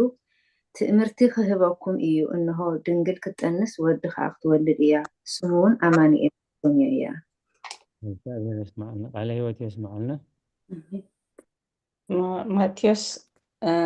ምዕራፍ 1 ካብ 18 እስካብ 25 ልደት ኢየሱስ ክርስቶስ ከምዚ እዩ። ኣዲኡ ማርያም ንዮሴፍ ተሃፅያ ከዓ ከይተራኸቡ ብመንፈስ ቅዱስ ጠኒሳ ተረኽበት። ዮሴፍ ሕፁያ ጻድቕ ሰብኣይ ነበረ እሞ ብሕቡእ ተሓድጋ ሓሳብ እምበር ክገልጾ ኣይፈተወን። ንሱ እዚ ክሓስብ ከሎ እንሆ መልኣኽ እግዚአብሔር ብሕልሚ ተራእዮ ከምዚ ኢሉ ንዮሴፍ ወዲ ዳዊት እታ ሕፂት ኢኻ ማርያም ጠኒሳቶ ዘላ ካብ መንፈስ ቅዱስ እሞ ንምውሳዳ ኣይትሕፈራ፣ ወዲ ክትወልድ እያ፣ ንሱ ከዓ ንህዝቡ ካብ ሓጢኣቶም ከድሕኖም እሞ ስሙ ኢየሱስ ክርስቶስ እዩ ኢኻ ስሙ ኢየሱስ ክትሰምዮ ኢኻ ኣብሶሪ። እዚ ኩሉ እቲ እግዚአብሔር ብነቢ እተዛረቦ ፍጸም ኮነ። ከምዚ ዝብል እንሆ ድንግል ጠንስ ወዲ እውን ክትወልድ እያ፣ ስሙ ከዓ ኣማኑኤል ክበሃል እዩ፣ ትርጉሙ ኣምላኽ ምሳና እዩ። ዮሴፍ ካብ ድቃሱ ተሲኡ መልኣኽ እግዚአብሔር ከም ዝኣዘዞ ገበረ። ንማርያም ህፂቱ ወሰዳ፣ ብኽሪ ወዳ ክሳዕ እትወልድ ከዓ ኣይፈለጣን፣ ስሙ ድማ ኢየሱስ ሰመዮ። ኣሜን። ቃለ ህይወት ይስማዓልና። ኣብተና ሙሉ ሮሜ ምዕራፍ 5 ካብ 7 ክሳብ 12 ኣዴና ኤልሳቤጥ ሮሜ ምዕራፍ 9 ካብ 1 ክሳብ 5 ንባብ ቁፅሪ 23 ቃል ብስጋ እንደዘይውለድ ደኣ ሃዋርያ ጳውሎስ ናብ ሰብ ሮሜ ኣብ ዝፀሓፎ መልእኽቱ ከመኢሉ ክርስቶስ እግዚአብሔር ምእንታና ብስጋ መከራ መስቀል ተቐበለ በለ። ንሱ ልዕሊ ኩሉ ዝኾነ ብሓቂ ኣምላኽ ንዘለዓለም ዓለም ብሩኽ እዩ እናበለ صحافة أبتناملو ملء باولوس نابرو ميدي هم زباني هو رومي مكافت شعاتة خاب حدا خساب حموش ناتكنا دينا رومي معرف حموشته كاب شوعته خساب 12 ክንድቲ ጽቡቕ ዝገበሩሉ ክመውት ዝደፍርሲ ምናልባሽ ኣይምተሰኣነን ይኸውን ግናኸ ንሕና ግና ሓጥኣን ከለና ክርስቶስ ኣብ ክንዳና ሞይቱ እዩ እሞ ኣምላኽ እታ ፍቕሩ ንዓና በዚ የርኢ ኣሎ እምበኣርሲ ሕጂ ብደሙ ምስ ጸደቕና ደኣ ክንደይ ካብቲ ቁጣዕ ብኡ ኣዝና ዘይንድሕን ጸላእቱ ከለና ምስ ኣምላኽ ብሞት ወዱ ተዓረቕና ካብ ተዓረቕና ደኣ ክንደይ ብሂወቱ ኣዝና ዘይንድሕን ግናኸ ብጎይታና ኢየሱስ ክርስቶስ ብኡ ሕጂ ዕርቂ ዝረኸብና ብኣምላኽ እውን ንምካሕ ኣለና እምበር እዚ ጥራይ ኣይኮነን ስለዚ ከዓ ከምቲ ብሰሪ ሓደ ሰብኣይ ሓጢኣት ናብ ዓለም ዝኣተወ ብሓጢኣት እውን ሞት ኩላቶም ስለ ዝበደሉ ድማ ሞት ናብ ኩሉ ሰብ ሓለፈ ስለዓላት ክብሪ ምስጋና ሮሜ ምርካብ እንዴስ ኢና ያበይ ኣዘላ ምዕራፍ 9 ድሕሪ ግብረ ሐዋርያት ኣሎ ዴነ ኣጆኹ ድሕሪ ግብረ ሐዋርያት ወድሕሪ ግብረ ሐዋርያት ሮሜ ኣሎ ኣብሪዮም ምስ በፅሓን ከዓ ምዕራፍ 9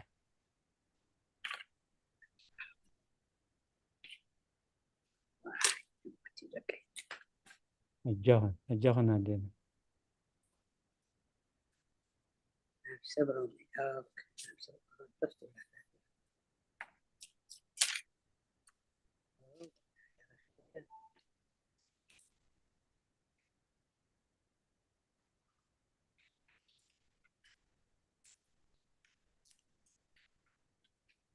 عندك قطعات بلابو كاب حدا خساب حموشة معرف 9 هو سوري حتى كاب حدا هو እግዚአብሔርን ህዝብን እስራኤልን ተባለ አራይ በክርስቶስ ሓቂ ከም ዝዛረብ እምበር ከም ዘይሕሱ ሕልናይ ብመንፈስ ቅዱስ ይምስክረለይ እዩ ብዙሕ ጓህን ዘየቋርፅ ስቃይን ኣብ ልበይ ኣሎ ኣነ ባዕለይ ምእንቲ እቶም በስጋ ኣሕዋተይን ኣዝማደይን ርጉም ኮይነ ካብ ክርስቶስ ክፍለ ምደለኹ ንሳቶም እስራኤላውያን እዮም እግዚአብሔር ከዓ ደቁ ዝገበሮም ክብሩ ገለጸሎም ኪዳን ኣተወሎም ሕጊ ሓገገሎም ኣምልኾ መሰርዓሎም ተስፋ ድማ ሃቦም ንሳቶም ካብ ኣቦታት ዝተወልዱ እዮም ካብ ኣቦታት ዝተወልዱ እንታይ ማለት እዩ ካብ ኣቦታት ካብ ዘር አብርሃም ካብቶም ቅዱሳን ሰብ ዘር ኣራይ ዝተወልዱ እዮም ካብ ኣቦታት ዝተወልዱ እዮም ክርስቶስ እውን ስጋ ካብኣቶም እዩ ዝተወልደ ንሱ ልዕሊ ኩሉ ዝኾነ ኣምላኽ ንዘለዓለም ብሩኽ እዩ ኣሜን ግናኸ እቲ ቃል ኣምላኽ ክቕፅል ዲ ሓቀይ ክሳብ ኣባይ ኣዴና ክሳብ ኣባይ ኣፅቡቕ ኣለኹ ክሳብ 5 ግናኸ እቲ ቃል ኣምላኽ በዚ ከንቱ ኮይኑ ተሪፉ ማለት ኣይኮነን ምክንያቱ እቶም ካብ እስራኤል ዝተወልዱ ኩሎም እስራኤላውያን ማለት ኣይኮኑን ይብላል ቃል ህይወት የስማዓልና ብጣዕሚ ፅቡቕ ብጣዕሚ ፅቡቕ ሓብትና ትምኒት ዮሃንስ 10 ካብ 24 ክሳብ 29 ንባብ ናይ ቁፅሪ 24 ከም ብሓድሽ ነቶም ነቲ ምእንታና ዝተሰቕለ ዝኽሕድዎ ኣምላኽ ኣይኮነን ድማ ዝብልዎ ክሕደቶም ፈሊጥና ንሕፍሮም ከመይ ብዛዕባኦም ቅዱሳት መጻሕፍቲ እንታይ ከም ዝብሉ ብፍላይ ከዓ ኣባሃህላ ቶማስ ሃዋርያ ምልክት ሽንካራት ኣብ ኣካላቱ ምስ ረኣየ ዓው ኢሉ ጎይታይን ኣምላኸይን ከም ዝበለ የስተውዕሉ ወንጌል ዮሃንስ ምዕራፍ 20 ካብ ቁፅሪ 24 ክሳብ 29 እቲ ዲዲሞስ ዝበሃል ቶማስ ሓደ ካብቶም 12 ግና ኢየሱስ ክመጽእ ከሎ ምሳታቶም ኣይነበረን። እቶም ካልኦት ደቂ መዛሙርቲ ከዓ ንጎይታ ርኢናዮ በልዎ። ንሱ ግና ኣሰር እቲ ሽንካር ኣብ ኢዱ እንተዘይርኢኹ ኣጻብዒ ድማ ኣብቲ እተሸንከሮ እንተዘይእተኹ ኣብ ጎኑ እውን ኢደይ እንተዘይእተኹስ ኣይኣምንኔ በሎም። ብሰሙንተ መዓልቲ ከዓ እቶም ደቂ መዛሙርቱ ከም ብሓድሽ ኣብ ውሽጢ ነበሩ። ቶማስ እውን ምሳታቶም ነበረ። ማዕጾ ተሸጊሩ ከሎ ኢየሱስ መጸ። ኣብ ማእከሎም ደው ኢሉ እውን ሰላም ንኣኻትኩም ይኹን በሎም። ድሓር ከዓ ንቶማስ ኣጻብዕካ ናብ ዘምጽእ ንዕዳወይ እውን ረአ፣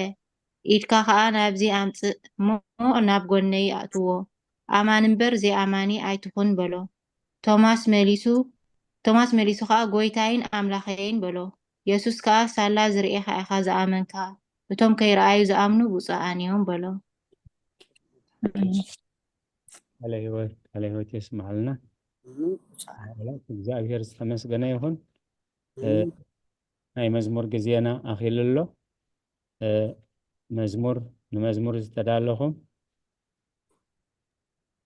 ኣነ ኣለኹ ኣቦና እንድሕር ሰብ ዘየለ ሙሉእ ሓፍትና ከዓ ሓፍ ኣቢል ክለኺ ኢድኪ ሰምዕና ኣለኹ ሙሉእ ሓፍትና እወ ራይ ተፋለጥ ኣበላ ኣረድ ሓንቲ ዘምር እስኺ ዘምር ድሓን ዘምር እስኺ ክትጠፍእና ዘለኹሞ መተባብዕ ተኾነኪ ልዑል ሓፍትና ዘምሪ ሓረሺ ክብረት ይሃበለይ እግዚአብሔር ኣሜን። ከም ብዝሒ በደለይ ትብል መዝሙር ከዝምረ ብስም ኣብ ወልድ መንፈስ ቅዱስን ሓደ ኣምላኽ ከም ብዝሒ በደለይ ተኾይኑ ቅጥዓተይ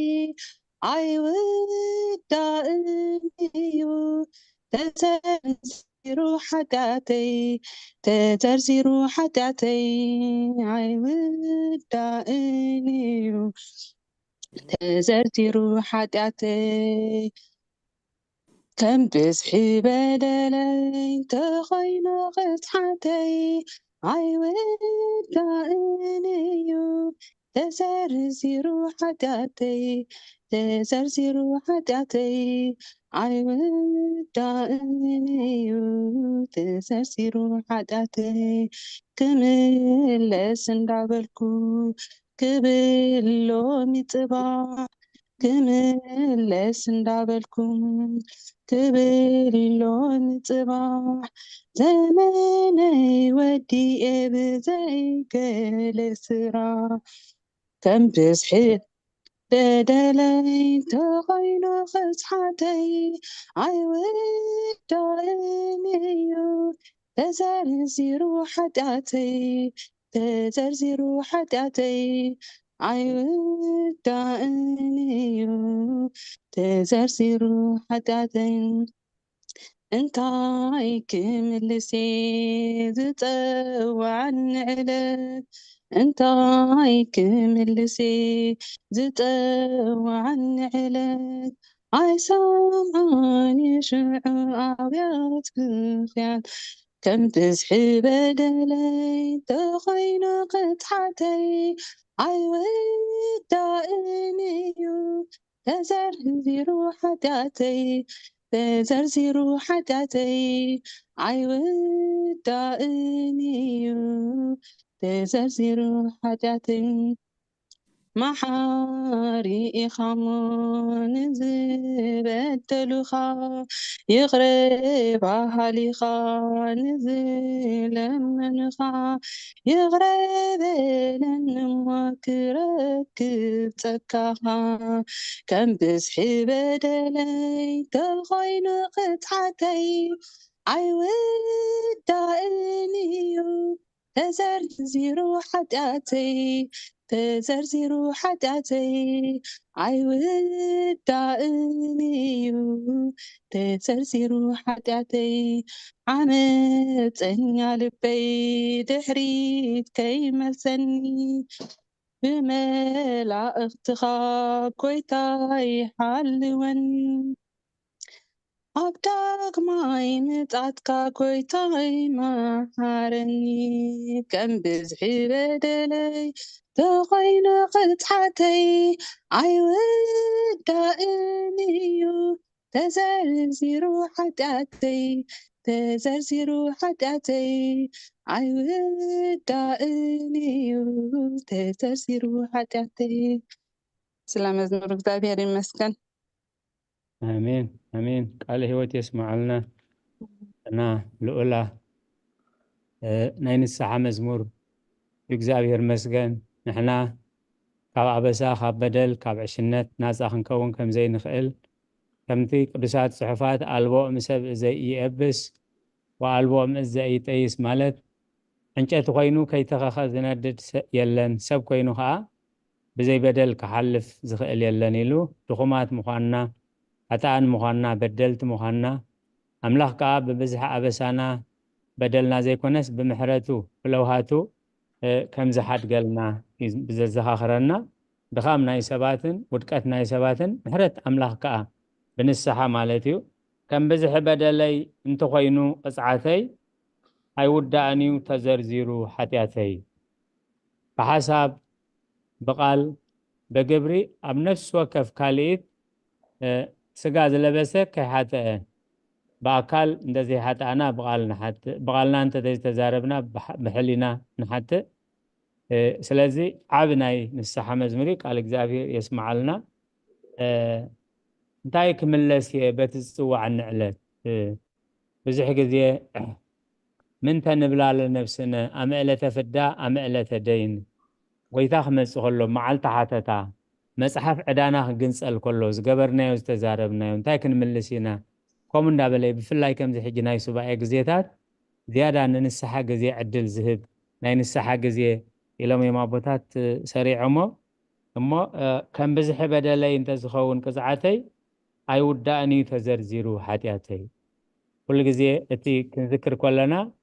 ምሕረት ኣምላኽ ክምሕረና ምዃኑ ፍርዲ ኣምላኽ ከዓ ድሕር ሸለል ኢልና ደጋጊምናዮ ድሕር ዘይተነሲሕካሉ ከዓ ኣምላኽ ከም ዝምዝግቦ ማለት እዩ ሕራይ ስለ ቃላቱ እግዚአብሔር ዝተመስገነ ይኹን። ኣብ መዝሙር ዳዊት ምዕራፍ 103 ኣብ ቁፅሪ 10 ከም መጠን ሓጢአትና ኣይገብረናን ከም መጠን ኣበሳና ድማ ኣይፈድየናን እዩ ኢሉ እቲ ባህሪ ኣምላኽ ክብል ከሎ ካብ ቁፅሪ 8 ይጅምር 10 እታ መልእኽትናታ ዘንበብክዋ እግዚአብሔር ርሕሩሕን መሓርን እዩ ንኹራ ደንጓይ ብሳህሊ ድማ ሙሉእ ኩሉ ግዜ ኣይገንሕን ንዘለኣለም ከዓ ኣይቅየምን ኢሉ እዚ ሕጂ እቲ ባህሪ እግዚአብሔር እዩ እቲ ባህሪ ስለ ኢሉ ዝበሎ ባህሪ እግዚአብሔር እዩ ስለዚ ከም መጠን ሓጢአትና ኣይገብረናን ከም መጠን ኣበሳና ድማ ኣይፈድየናን ኢሉ ኣብ ቁፅሪ 14 ከም መጠን ሓጢአትና ዘይፈድየና እንታይ ስለ ዝኾነ እዩ ፍጥረትና ይፈልጥ እሞ ሓመድ ምዃንና ከዓ ይዝክር እዩ ክፅሊ ይደልሎ ደኺመያ ክፅሊ ይደልሎ ክገብር ይደልሎ ብፍላይ እቲ ዓቕሚ ብምስኣን ብዘይ ፍልጣት ብዘይ ምስትውዓል ንገብሮ ኣምላኽ ንኩሉ ንንስሓሉ ዘበለ ምሕረት ይገብረልና እዩ ብፍላይ ግን ብኽፍኣት ዝግበር ብጉርሒ ዝግበር በደል ኣምላኽ ሸለል ኣይብሎን እሞ ብጉርሒ ብጥበብ ካብ ምብዳል እግዚአብሔር ይሰውረና ሕራይ እስኪ ንመዝሙርና ብቃል እግዚአብሔር ነሰንዮ ሙሉ ኣለኹ ሕራይ ሙሉ ሃብተይ መዝሙር ዳዊት ምዕራፍ 38 ኩላ ናይ ንስሓ እያ ግን ክሳብ 6 ክንድባይ እግዚአብሔር ብኹራኻ ኣይትገስፀኒ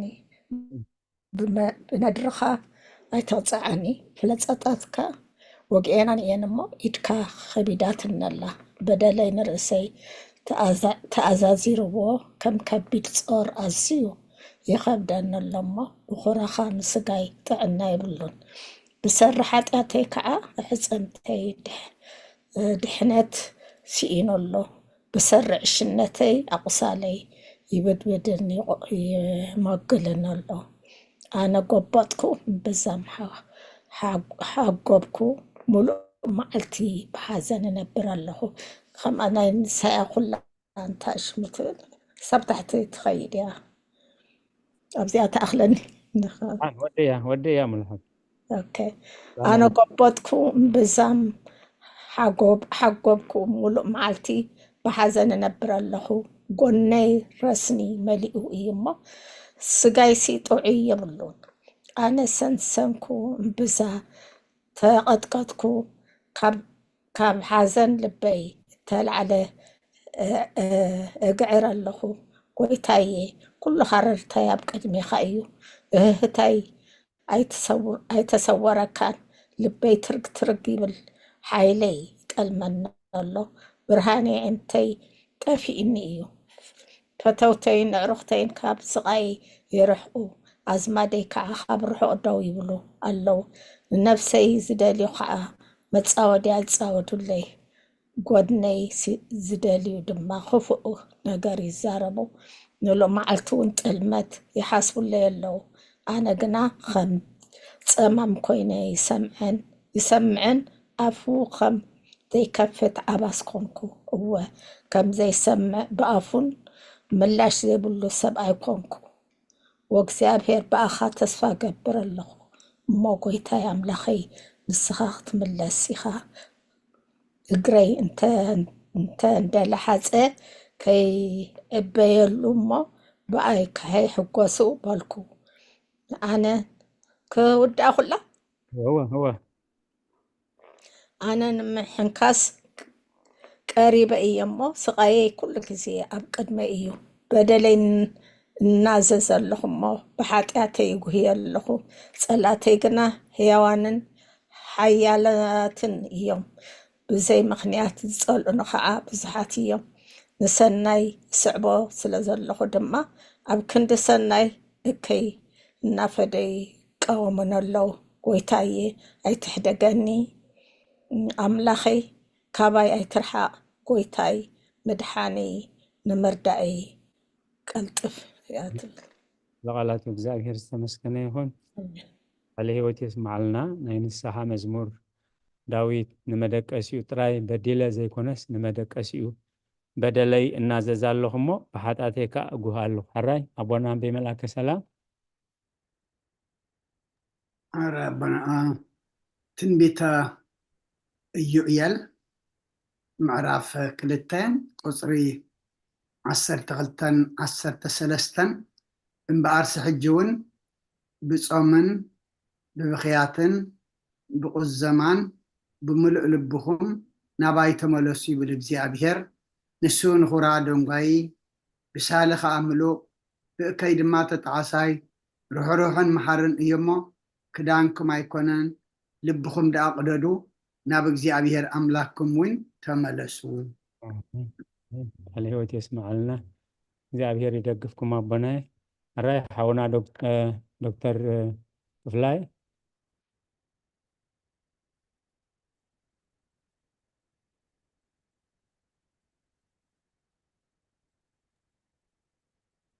ኣቦና ሓራይ ምዝ መዝሙርና ዝኸይድ ጥቕሲ ቅድሚ ናብቲ ኣርእስትና ምኻድና ዝኾነ ዘስተንተንኩሞ እንተሎ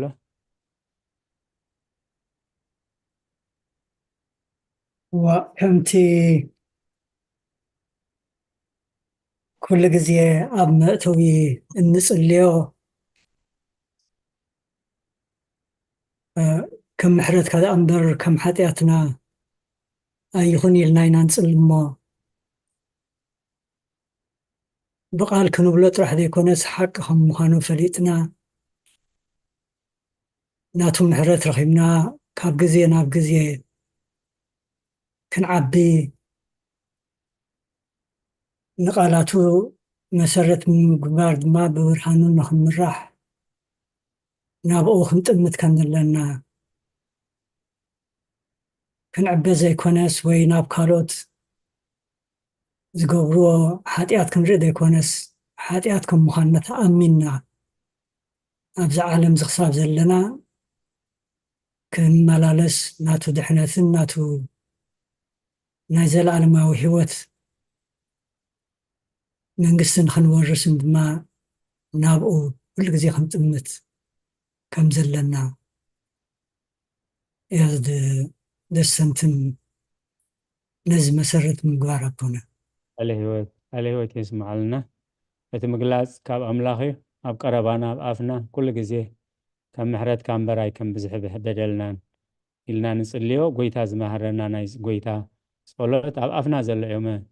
حاونا دكتور كفلاي كذكرنا صنيهم الرئيس لقالات እግዚአብሔር ዝተመስገነ ይሁን ኤቢ ኢልኩም አቲሁም ዘለሁም ኤቢ ኢልኩም አቲሁም ዘለሁም ኢድኩም حف عبلكم ثاني أنا أبيت أوكي نو أنا إيدي حفي أبيلو زلخو كويس قال I don't know ردي نقدمي إيه بزب أوكي ما عدلك هو بملئه no problem أبنا إيرا أخوان سني إيه بيلكم آتيهم زلهم ميتيهم زلهم تزاربان تلغن ويتلغم أنا أبونا الملكتاو كما وعلكم حجي تبتبي لأتي مالتي كتو أخلوخي أقلت أويقي أمام سيخو تغير من سين قاعدين سخم اسمعنا أني آمين تغير سخم اسمعني سلامات هنا دينا هنا علم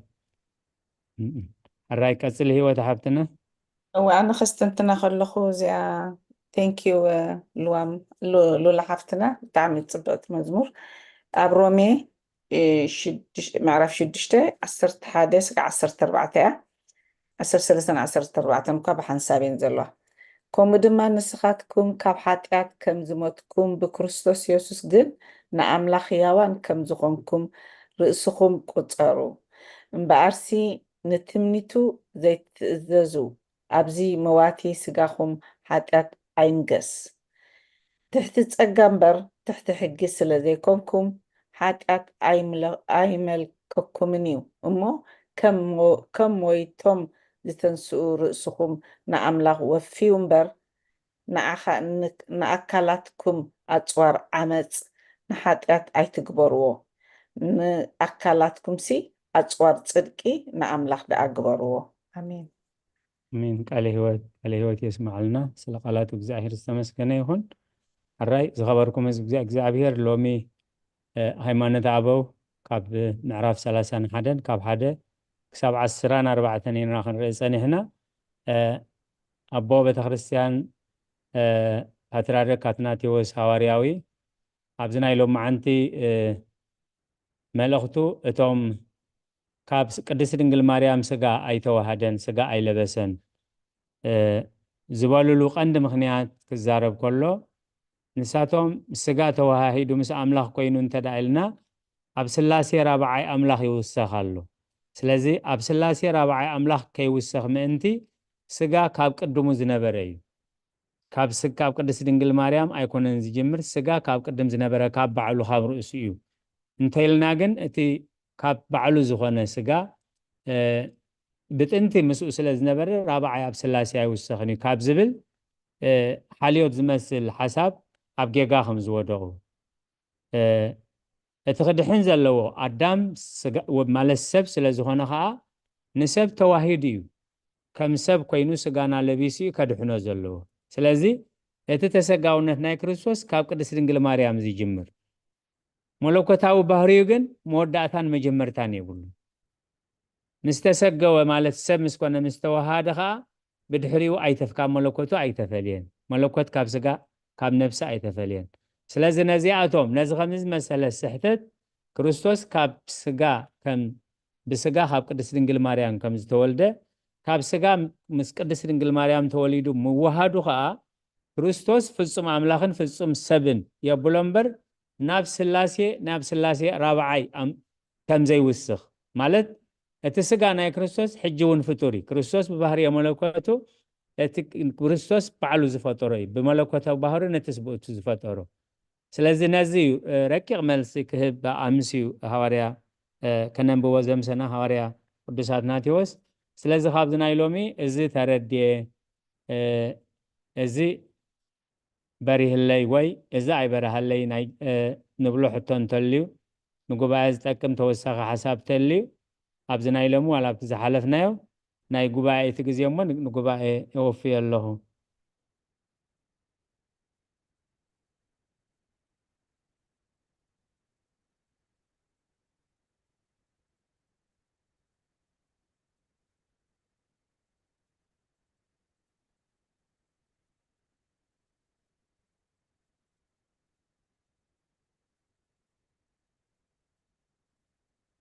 راي حاونا دكتور كفلاي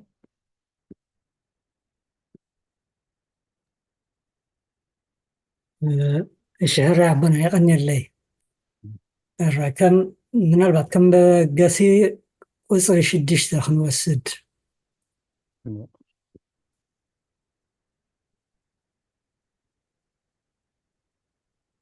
well maybe not ዝኾነ ኮይኑ እቲ ነዚ ናይ ሎሚ ትምህርትና መበገሲ ዝኾነ እቲ ቃል ሰብ ኮነ ዝብል እዩ እዚ ከዓ ቋንቋ እዩ ቋንቋ ከዓኒ ነንሕድሕድና ንክንረዳዳኣሉን ንክንመያየጠሉን እንተ ብፅሑፍ ኮይኑ እንተ ብዘረባ ኮይኑ ዝተፈጠረ ነገር እዩ ግን ናቱ ወሰን ኣለዎ ፍልይ ኣቢልና ቃል ስጋ ኮነ ትብል እንድሕር ወሲድናያ ቃል ብቃል እንተ ደኣ ተርጉምናያ ካልእ መተርጎም ይብላን ቃልሲ ሰብ ኮይኑ እያ ትብል ደላ ግን እቲ ምስጢሩ ናይ ምስጢር ትስብእትን ናይ ኣምላኽነትን ንክንርዳእ እንተኮይንና ኣቦታትና ሃይማኖትና መፅሓፍና እንታይ ከም ዝምህረና ምስ ፈለጥና ኢና ከነተሓሕዞ ንኽእል ምክንያቱ ቃል ሰብ ኮነ ክብል ከሎ ብነቢያት ዝተነበይሉ ክርስቶስ ባዕሉ ካብ ዝመሃሮን ካብ ዝገበሮን ኣምላኽነቱ ዝተገልጸሉ ካብ ሰማያት ይኹን ካብ ሃዋርያት ይኹን ነዚ ኩሉ ኣተሓሒዝና ምስ እንርኢ ኣምላኽ ምዃኑ ንርኢ ናብ ናይ መጨረሻ ናብ ስጋ ሞት ከም ዝሞተ ግን ብሓይሊ ኣምላኽነቱ ከም ዝተንስአ ነዚ ኩሉ ከነተሓሕዝ ከሎና ከምቲ ዝግብኦ ገይሩ ከምዚ ዝተርጎመልና ክንመሃር ንኽእል ካብዚ ምናልባት ክንመሃሮን ከነስተፍለሉን ዘለና ከዓኒ እንፅል ኣቢልና ዝተወሰነ ቃላት ምውሳድ ብገሊኦም ከም ዝግበር ዝተፈልየ ትርጉም ሂብካ ንጥፋኣትና ክኸውን ስለ ዝኽእል ቁሩብ ህድእ ኢልና እንታይ ከም ዝብል ዘሎ ከነስተብህል ረባሒ እዩ እብል ከምቲ ኣብ ሳልምስ ኣብ መዝሙር ዝብሎ ህድእ በል እሞ ኣነ ኣምላኽ ምዃነ ይፍለጥ ዝብሎ ስለዚ ህድኣትን ምስውዓልን እንታይ ከም እንመሃር ምፍላጥን ኣገዳሲ ምዃኑ እንተሓሰብና ዝጠቕመና እዩ ኢለ ሓስብ ኣቦና ናባኹም على هيوت يسمع لنا حاولنا دكتور كفلاي تا مزاز بمحاسبات زقلو صلنا انتايا اب مزمور داويت 46 كسر السرته هدئ بلومو انا املاخ مخاني استوعلو كل جزيه هدات ابوتاتنا ولدنا انتا يبلو انبب بالكرتاس انتاس كتفسامي تايم بزي ناي سنة فلتات ابها هلاخا نمصحف بقبرو اي تفرد دويل ማለት እንታዩ ሓደ ገጽ ወይ ሓደ ምዕራፍ አንቢብካ ነቲ መጽሐፍ ሓሳብ ክትህበሉ ወይ ኮመንት ክትህበሉ ወይ ነቐፌታ ክትህበሉ ኣይትፈትን እዩ እቶም ናይ መጽሐፍ ናይ ምንባብ ልምዲ ዘይኮነ ንመጽሐፍ ናይ ምግምጋም ድልየት ዘለዎም ሰባት ግን ነቲ መጽሓፍ የንብብዎ መጀመርያ ታራ ንባብ የንብብዎ ምስ አንበቡ ካልኣይ ግዜ ኖት እንዳሓዙ የንብብዎ ሳልሳይ ግዜ እንዳነጻጸሩ የንብብዎ ማለት ስለዚ እቲ ህድእ በሉ እሞ መብዛሕትኦም እቶም ዝተጋገዩ ዘይፈልጡ ሰባት ኣይኮኑን በዓል መቅደኒዮስ ክሳብ ሊቀ ጳጳሳት ማዕርግ ዝበፅሐ አርዮስ ፍሉይ ዝኾነ ናይ ስብከት ጸጋ ከም ዝነበሮ ቤተ ክርስቲያን እቲ ዝነበሮ ሕጂ እውን ኣይተክሕዶን እያ ማለት ወለድና ግን እንታይ እዩ ዝብሉ መረከብከ ፀዋገ ቀለመ ተመያየጥ 12 ግዜያት ኢል ዝኸበደካ ዘይበረሃካ እንድሕር ኣብ ቃል እግዚአብሔር ረኺብካ ምክንያቱ ቃል እግዚአብሔር ብመንፈስ ቅዱስ ስለዝተጻሕፈ ብመሪሕነት መንፈስ ቅዱስ ስለዝተጻሕፈ ብምግላጽ መንፈስ ቅዱስ እንደዘይኮይኑ ብዓቕሚ ሰብ ክግለጽ ኣይክእልን ከምኡ ኢሉ ሐዋርያ ጴጥሮስ ማለት ስለዚ ዘይተረዳእካ ነገር እንተረኺብካ 12 ግዜ እንዳጸለኻ አንብቦ 12 እንዳጸለኻ እንተንቢብካ ኢኻ ክግለጸልካ ኢሎም ኣቦታት ኣቐሚጦም ኣለዉ ስለዚ ዘይበረሃልና ነገር ክንረክብ ከለና እዚ ኣይከውንን ወይ እዚ ማለት እዩ ካብ ንብል ሕጂ ንሕና ኣሰሮ ምጥለልቶም ካብ ቀዳማይ ክፍለ ዘመን ክሳብ ራብዓይ ክፍለ ዘመን ዝነበሩ ቦታት ንብሉይ ይኹን ንሓድሽ ተርጊሞም ስለ ዝገደፉልና ሕጂ እንታይ ኢና ንብል ዘይበረሃልና ነገር ተልዩ ኣቦታት ቤተ ክርስቲያን እንታይ ኢሎም ተተርጊሞሙ ብዙሕ ኮሜንታሪ ቡክ ኣሎ እቲ ዝቐለለ ሕጂ ኣብ ሰልፎን ብቐረባ ክንሪኦ ንኽእል እቲ ካቴና ሆሊ ባይብል ኮሜንታሪ ዝብል ቅዱሳን ኣቦታት ንነፍሲ ወከፍ መጽሓፍ ቅዱስ ከመይ ኢሎም ከም ዝተርጎምዎ ምስ ብሉይን ምስ ሓዲስን ኣወሃሂዶም ስለዚ እታ ቀንዲ ሓሳባት መልእኽቲ ክዛዝሙ ከለዉ ህድእ በሉ እሞ ኣነ ኣምላኽ ምዃነይ ኣስተውዕሉ ወለድና ከዓ እንታይ እዮም ዝብሉ ዝረግዐ ፀባስ እስሚ የውፅእ ይብሉ ኣለ ህይወት የስማዓልና ሓውና ዶክተር ክፍላይ ሓራይ ካልኦት አሜን አቦና ካልኦት ካብዚ ናይ ሎሚ ወይ ካብቲ ዝሓለፈ ምናልባት ናይ ስለ መለኮት ትምህርቲ ስለ ዝኾነ ርቕቕ ክብለና ክእል እዩ እግዚኣብሔር መስገን ኣብ ነፍሲ ወከፍ ግን ትትርጉሙ ኣብኡ ኣቐሚጦሞ ስለ ዘለው ኣብዛ ናይ ኢዩኤል መበገሲ ዝገበርዋ ቁፅሪ 6 ሓውና ዶክተር ክፍላይ ኢዩኤል እውን ኣብ ትንቢቱ ከምዚ ኢሉ ፀሓፈ መንፈሰይ ኣብ ልዕሊ ኩሉ ስጋ ክኹዕየ ስለዚ ኣብ ልዕሊ ኩሉ ስጋ ክኹዕየ ስለ ዝበለ ኣብ ልዕሊ ሰብ ኣብ ልዕሊ እንስሳታት ኣብ ልዕሊ ኣራዊት ኣይኮነን እዚ ትርጓሜ እዚ ድማ ናብ ኩሎም ስጋ ዝለበሱ ናብቶም ንባብ ዘይብሎም ዝበፅሕ ኣይኮነን ነቶም ጎይታና ምእንቶም ሰብ ዝኾነ ንበይኖም ንደቂ ሰብ ጥራይ ከም ተባህለ እዩ ምክንያቱ እንታይ ኢሉ ኣሎ ናብ ኩሉ ስጋ ምስ በለ ኣወዳትኩምን ኣዋልድኩምን ኢሉ ኣሎ ማለት ሕጂ ነዘን ቃላት ገሊፆም ብትክክል ንሰብ ምዃኑ ንሰብ ጥራይ ምዃኑ ኢሎም ገሊፆም ኣለዉ ማለት ኣራይ ካልኦት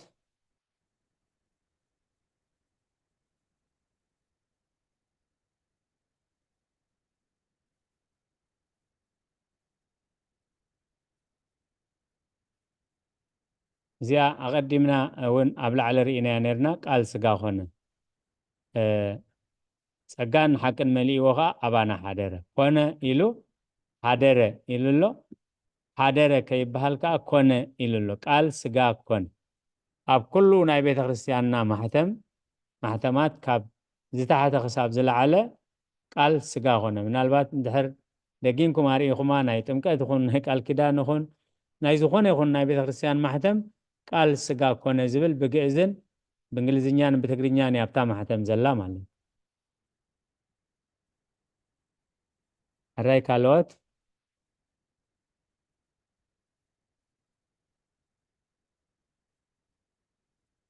ኣብዚ ናይ ሎሚ ወይ ካብ ዝሓለፈ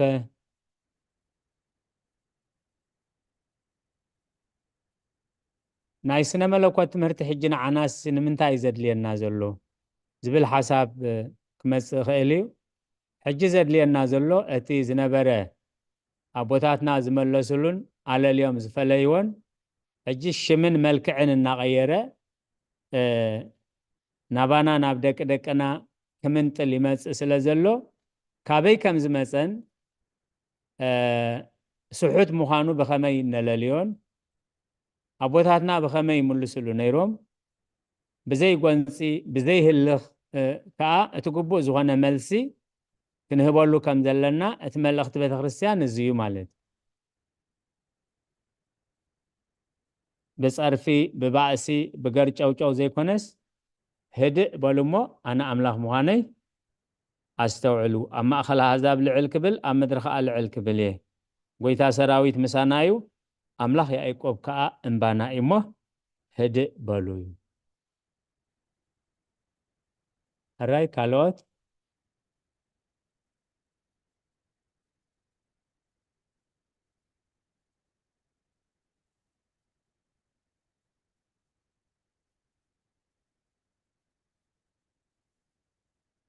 سجا كاب دينا قدس دنجلاي وسدن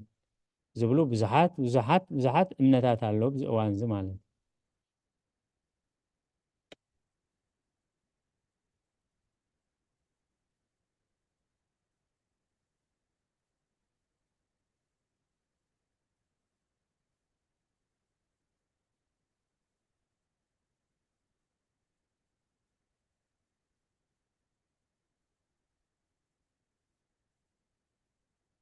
قال أو كتر الشعات زغنا حتى وسخ حساب انت زي بلنا بتام سقو مواتا أيقونن مالت أملاخ اندابلناس ميتو خنبلو إلهم قوم زردو أملاخ الكاس أملاخ ميتو ختبل أزز دنسوهم مالتيو تبهرنا يسوس كريستوس جن فتصوم أملاخ فتصوم سب فتصوم أملاخ فتصوم سب لذا كريستوس موتا تولد موتا حمامة تقبرة تنسى عرقة خنبل كلنا إذن تسقاونتو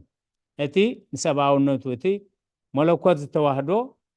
تثبيتي وي ملكوت التوحدو كريستوس تمدحني ببحرية ملكوت جن كريستوس أي موت أي حمم لزين كنفلتن منتي كريستوس فتصم أملاخ فتصم سبي فتصم أملاخ ببحرية ملكوتو فتصم سبكا ببحرية تثبيتو زينينا نحزن مالت perfect in his divinity and perfect in his humanity أملاخ فتصم أملاخ بملكوتو فتصم سبكا بتسقاونتو سلازي سقو مواتا أيقونن بهلاوي زي موتي ناس زي موتي قبل أن تقولون كم مريم ما يوصلون قبل اللوم مخنياتو كم مريم تداوسيدو سبي سبت خوين خاخ موتي مال سلازي حدا جيجا يناب كله جيجا زوسد كمان أتوم سقو مواتا أيقونن وي بهلاوي زي موتي زبلو خاصي حفرو كميسي موات خوينو عند زي ميتو دا كميلو هواريا باولوس نسب كورنثوس كم تصحف كريستوس موتا كم موتا عندما تنسى إلو مهارة عند زي ميتو خميلو دا نموت مسعر ناتو نموتان زي موت موتا نموت كسعر موتا نموتان هيوان كقبرهم موتا كل قضية أب قداسي أبوتاتنا زي حالفو إمالتي موتا زي موت موتا كما يسعروا لموت موتا كما يهيوم لموتان مالت زي موت موتا نموت نقسعر وي نموت نقتل موتا نموتان هيوان نقبرهم موتا موتا زي موت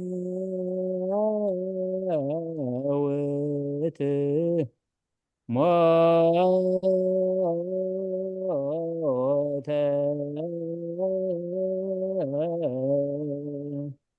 كما يسعر للموت موت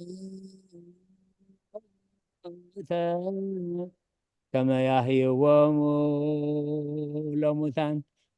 نستبهل لما كل جزء يمزبلوا بوتاتنا مالت أب كلنا بتنقداسيتات سلازلا مالت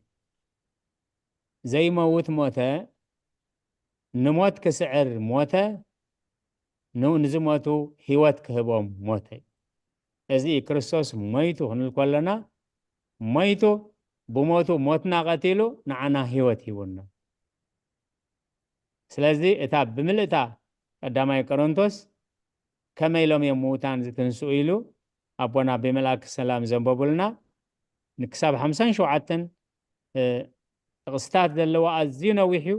ንኩሉ ነቲ መልእኽቲ ናይቲ ምዕራፍ ስለ ዝምልሱ እዮን ከዓ ኣቦታትና ብምሉእ እቲ ምዕራፍ ክንበብ ኣብ ዝመዲቦሞ ማለት እዩ ሕራይ ዝኾነ ሓሳብ ተለየና ቁርብ ደቃይቕ ኣለዋና ኣነ ንእሽተይ ኣላትን ንቦና ሂወቴ ሕራይ ሂወት ሃብትና እዚኣ ብጣዕሚ ከምዚ ዝበልኩሞ እዚ ናይ ምስጢር ንመሃሮ ዘለና ከቢድ እንድዩ ብጣዕሚ ሓቂ ዘረባ ተመስገነ ይኹን መድሃንያለም እዛ ናይ ሕጂ ውን ኣብታ ተደጊማ ቅድሚ ላስት ታይም ዝተምሃርናያ ኣብ 35 36 ብዛዕባ ከዓ ስቲል ኣብዚኣ ከዓ ነትለ ተደጊማ ኩሉ ግዜ ዘስተንትና ንዓናሲ እቲ ቃል ብስጋ 23 24 ኣብታ ዝሓለፈትካ 34 35 ክስታይ ጌርናያ ነርና ዝሓለፈ ሕጂ ውን ኣብዚኣ እንታይ ይብላ ኣሎ ቃል ብስጋ እንተዝውለድ ደኣ ሃዋርያት ጳውሎስ ናብ ሰብ ሮሜ ኣብ ዝፅሕፎ መለከቱ ከመይ ኢሉ ክርስቶስ እግዚአብሔር ምእንታና ብስጋ መከራ መስቀል ተሰቕለ ንሱ ልዕሊ ኩሉ ዝኾነ ብሓቂ ኣምላኽ ንዘለዓለም ዓለም ብሩኽ እዩ እናበለ ፀሓፈ ኢሉ ንሮሜ ማለት ሕጂ ኣብታ 24 ከዓ ከም ብሓድሽ ነቶም ነቲ ምእመናት ዝተሰቕለ ዝክሕድዎ ኣምላኽ ኣይኮነን ድማ ዝብልዎ ክሕደቶም ፈሊጥና ነሕፍሮም ከመይ ብዛዕባኦም ቅዱሳት መፅሓፍቲ እንታይ ከም ዝብሉ ብፍላይ ከዓ ኣባህላ ቶማስ ሃዋርያት ምልክት ሽንክርና ኣብ ኣካላቱ ምስ ረኣየ ዓዊሉ ጎይታይ ኣምላኸይን ከም ዝበለ እዚኣሲ ንዓናሲ እንታይ ምህረና ኢልኩም እሞ እንታይ ኢልኩም ተሓስቡ ኢልኩምና እሞ እዚኣ ንዓይ ቅድሚ ሕጂ ውን ኣስተንቲናያ ሕጂ ከዓ ኣብዚኣ ረኺበ እያ እቲ ከምቲ ዝብሎ ዘሎ ኣሕፍርዎም እዩ ዝብለና ዘሎ ንዓና ዝተማሂርና ኣደፊርና ነዚ ስለ ዝተማሃርና ሕጂ ኣነ ከም ሂወት መጠን ከምኡ ክብሉ ከለዎ ኣይተሰቕለን ክብሉ ንከለዉ ሲ ናይ ቶማስ ተኣሽሙ ሂቡን ኣሎ ባዕሉ ደምሲስዎ ኩሉ ኣብታ ናይ ዮሃንስ 20-24 ብደንብ ትገልጽ እያ እሞ ንሳ ከስተንትና ፀኒሒ እቲ እምነትናሲ ብደንቢ ንመሃሮ ኣለና ሞ ተመስገን መድሃንያለም ቅድሚ ሕጂውን ከማ ኢለ ነይረ ማለት እዩ ኣብዚኣ ከዓ ተደጊማ ኣሜን ኣሜን እግዚአብሔር ተመስገነ ይኹን ሂወት ሓብትና ክርስቶስ ተንስኡ ተገሊጹልና ርኢናዮ ምስ በልዎ ቶማስ ሃዋርያ ኣነ ብዓይነይ ከይረኣኹ ኢደይ ኣብቲ ተሸንከረ ጎኑ እንደዘየእተኹ ኢሉ ማለት ክብሪ ንዝኽሪ ስሙ ይኹን ጎይታ ስለምንታይ ከምዚ ኢልካ ይበሎን ኣፃብዕትኻ ምፅሞ ኣብ ጎነይ የእትዎ ኢሉ ስለዚ ድሕሪ ትንሳኤኡ ከምኡ ገይሩ ዝዳሃሰሶ ካብ ሃዋርያት የለን ኢሉ ምስ ዳሃሰሶ ግን ባህሪ የመለኮት ነበልባል ሓዊ ስለ ዝተዋህዶ ልክዕ ዒዱ ከም ኣብ ጓህሪ ነበልባል ሓዊ ዝኣተወ ነበልባል ሓዊ ልቕሙፅ ምስ ኣበለ እዩ ጎይታይን ኣምላኸይን ኢሉ ማለት ስለዚ ዳሲስካ ስለ ዝረኣኻኒ ኢኻ ከምኡ ትብል ዘለኻ እቶም ከይረኣዩኒ ዝኣምኑኒ ግን ብፁዓን እዮም ስለዚ ቶማስ ስለ ዘዳሃሰሶ ሓለፍ ኣለዎ ከይበሃል ንሕና ብእምነት እምበር ብምርኣይ ኣይኮንናን ንነብር ኢሉ ንስኻ ስለ ዝረኣኻኒ ስለዚ ዳሃሰስካኒ ኢኻ እቶም ከይረኣዩኒ ከይዳሃሰሱኒ ዝኣምኑ ግን ብፁዓን እዮም ኢሉ እቲ ሓቀኛ እምነት ንዝኣምኑ ብድሕሪት እውን ብፅና ከም ዘሎም ስለ ቃላቱ እግዚአብሔር ዝተመስገነ ይኹን ራይ ኣቦና ዝኾነ እንተሊና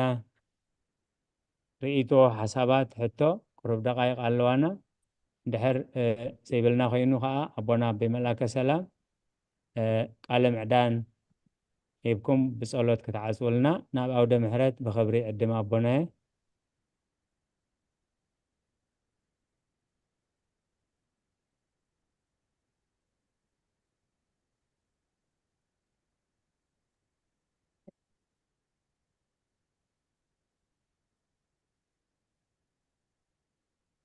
ናባኹም ይቦና ምልክት ዝገበረ የለን ኣራያ ኣባና እኒየለይ ኣገልግሎትኩም ባርኽ ኩልኩም ከመይ ውዒልኩም ከመይ ምሲኹም ሓፍትና ልኡላ ዝማሬ መላእኽቲ የስማዓልና እቶም ኩልና ነቲ ተዋህበና ንባብ ከነንብብ ከምኡ እውን ዝተረዳእና ዘስተንተናዮ ሓሳብና ክንህብ ዘይተረዳዕና ክንሓትት ነዚ ጉባኤ ክሰፍሕ ክዓቢ ኩልኹም ተሳትፈኹም ተብሉ ደምስኹም እግዚኣብሔር ንኩልኹም ዘመን ኣገልግሎትኩም ይባርኽ እታ መወዳእታ ቁፅሪ 25 ሲ እዚ ኣብዛ ምዕራፍ 31 ቁፅሪ 25 እዚ በቃል እግዚኣብሔር ወዲ እግዚኣብሔር እዩ ንሱ ኣብ ልዕሊ ኩሉ ብሩኽ ጎይታ እዩ ንሱ ምስ ስጋ ተዋሂዱ ከሎ ፀረፍዎን ብሓሳር ሰቐልዎን ኣብ ዕፀ መስቀል ምስ ሸንከርዎ ብስጋ መከራ መስቀል ተቐበለ ኣብ ጎኑ ብኩናት ምስ ወግእዎ ድማ ደምን ማይን ወፀ እቲ ወዲ እግዚኣብሔር ስንታይ እዩ ዝብሎ ዘሎ ልዕሊ ኩሉ ብሩኽ ጎይታ እዩ ንሱ ድማ ምስ ስጋ ተዋሂዱ እቲ ቃል ስጋ ኮነ ፀጋን ሓቅን መሊእዎ ከዓ ኣባና ሓደረን ዝብለና ኣብቲ ወንጌል ዮሃንስ ምዕራፍ 1 ንሱ ምስ ስጋ ተዋሂዱ ከሎ እንታይ ገረሞ ፀሪፎሞ ብሓሳር እውን ሰቂሎሞ እቲ ዝፅረፍ ዝነበረ እቲ ብሓሳር ዝስቀል ዝነበረ መለኮት ድዩ ኣይኮነን ዋላ እኳ እቲ መለኮት ምስ ስጋ እንተተዋሃደ እቲ ዝፅረፍ ዝስቀል ዝደሚ ዝውቃዕ ዝቁንዞ ዝነበረ ግን ኣየና እዩ ድሕር ኢልና እቲ ስጋ እዩ ኣብ ዕፀ መስቀል ዝሸንከርዎ እቲ ስጋ እዩ ኣብ ዕፀ መስቀል ምስ ሸንከርዎ ብስጋ መከራ መስቀል ተቐበለ ምክንያቱ ብመለኮትነቱ መከራ መስቀል ክቕበል ኣይክእልን እዩ ብስጋ መከራ መስቀል ተቐበለ ጎኑ ድማ ብኩናት ወግእዎ እሞ ካብኡ ድማ እንታይ ወፀ ደምን ማይን ድማ ወፀ እቲ ማይ እቲ ደም እቲ ንሰትየ እዩ እቲ ማይ ድማ ካብ ጎኑ ዝወፀ ደመጎቦ ናይ ጓብ ጎኑ ዝወፀ እንታይ እዩ እቲ እንጥመቐሉ ማይ እዩ ሕጂ ሰለስተ ጥቕስታት እዩ ጠቂሱ ወንጌል ዮሃንስ ምዕራፍ 19 ካብ 1 ክሳብ 39 ክሳብ እታ ንኩሉ ፀማዕ ክበሎ እሞ መፂፅ ዓሞት ከርበት ተሓወስ ሃብዎ ጥዒሙ ድማ ገደፎ ተፈፀመ በለ ርእሱ ድነነ ነብሱ ድማ ወፀት ትተፈፀመ እንታይ እዩ ዕዳይ ዕዳኹም ትኩሉ ዋጋ ኣብ መስቀል ምስ ከፈለ ተፈፀመ በለ ሽዑ ድማ ነብሱ ወፀት ኣብዛ ምዕራፍ 19 ኢና ንረክቦ ዘካርያስ ትንቢት ዘካርያስ 12 10 እውን ጠቂስልና ራእይ ዮሃንስ 1 7 ድማ ጠቂስልና ሕጂ ኣብቲ ራእይ ዮሃንስ ምዕራፍ 1 ቁፅሪ 7 እንሆ ብደመና ይመፅእ ኣሎ ኩለን ዓይንትን እቶም ዝወግእዎን ከዓ ክሪእዎ እዮም ብዘለዎ ዓሌታት ምድሪ እውን ክበኽይሉ እዮም እወ ኣሜን ኣልፋን ኦሜጋን ኣነ እየ ይብል እቲ ዘሎን ዝነበረን ዝመፅእን ኩሉ ዝኽእል እግዚኣብሔር ኣምላኽ ዳግማይ ብደመና ክመፅእ ምዃኑ ካብ ሰማያ ሰማያት ወሪዱ ካብ ድንግል ማርያም ተወሊዱ ዓብዩ ተጠሚቁ ጸይሙ ምሂሩ كل تأمرات غيرو بجك حتيات كله قبل سب فصيمو نمسعيرو تنسيو 4 معلتن 4 ليتن دحرتن سايو صنيحو دما تقدم 10 معلت زخبرنايو ناب سماي عريقو اتزعرق دما انتايو كمص ايو أبترى يوحنس إنه دما بدمنا يمص الله ምክንያቱ ታንጽበያ ዘለና ምምጽኡ እዩ ኩለን ኣዒንቲ እቶም ዝወግእዎውን ክሪእዎ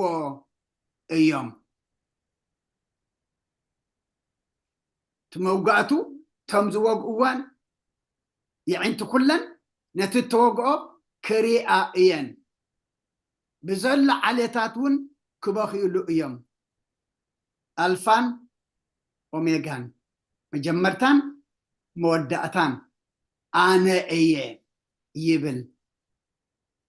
مخنياتو كريستوس مجمرتايو كريستوس دما مودعتايو ابتا صلت هايمانوت انتا اينا نبل بزيبو اب زمدر زله يكون اب سماي زله بزيبو زخونه ولا حدا نجر يلن أب أملاخنت كريستوس زتاراتورو مسكرنا سي مالتيو ألفان أوميغان أنا يبل اتزلون زنبران زمتصئن أنا نسغاتكمن تمالي نبرنان لوملنا صباح دما يلنان أملاخنا جنا نيريو ألو نزمتصون كل جزي هياويو كل زخل اجزي ابيهر املاخ يو كبرنعو يكون بار نحنا نمركوسا نحنا نملخو نحنا نصقعو نحنا نلمنو نحنا نسجدلو نحنا املاخي نبلو مجمرتا مودعتان نسئيو زنبره حج زلو نزمت دما نزل عالم زنبر كل دما زخئل املاخ ايو اب عالم كل زخئل يلن اتان اشتي ان خلاون السقوف بزبللنا كابتو خؤلاتو دما بزكافلنا إينا أملاخنا جنا ملؤ بخلو أب كل زركب كل دما زخئل إيو أما ندخلو زخئل إينا إن ملخ نتسلينا أم مسكال زتشنكره بسجا مكرا زصغبه نحنا نوقعو اسو ابغنو زتوغالنا انا انملخ امو كنت قالو زبلنا دما كنبر مخنياتو سلا اجزي ابيهر زنبب صحفات مفلاطن نأجزي أبيهر مفلاطن ببيني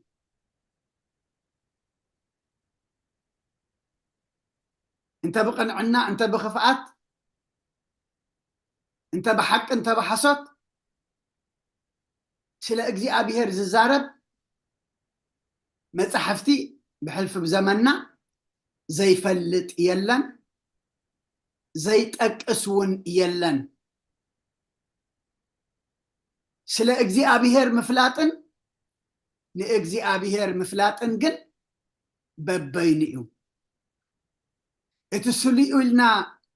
النفلط قالات نتقويتا قال زغني كريستوس أملاخنا انت زي فليتنا له بمفلات رح صدق يلن دقما ايه سلا أملاخ ززارب حفات مفلاتن نأملاخ مفلاتن ببينئو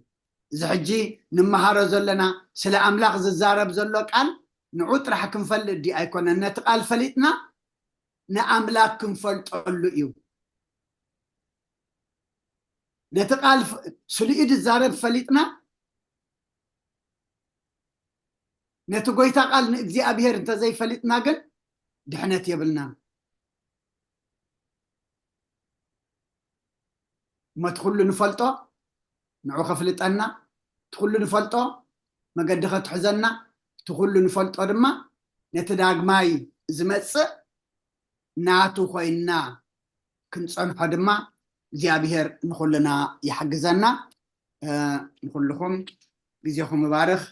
ጾምና ይባርከልና ይቀድሰልና እሞ መደብና ብጸሎት ክንዓጹ ኩልና ሓንሳብ ንጸሎት ሓፍ ንበል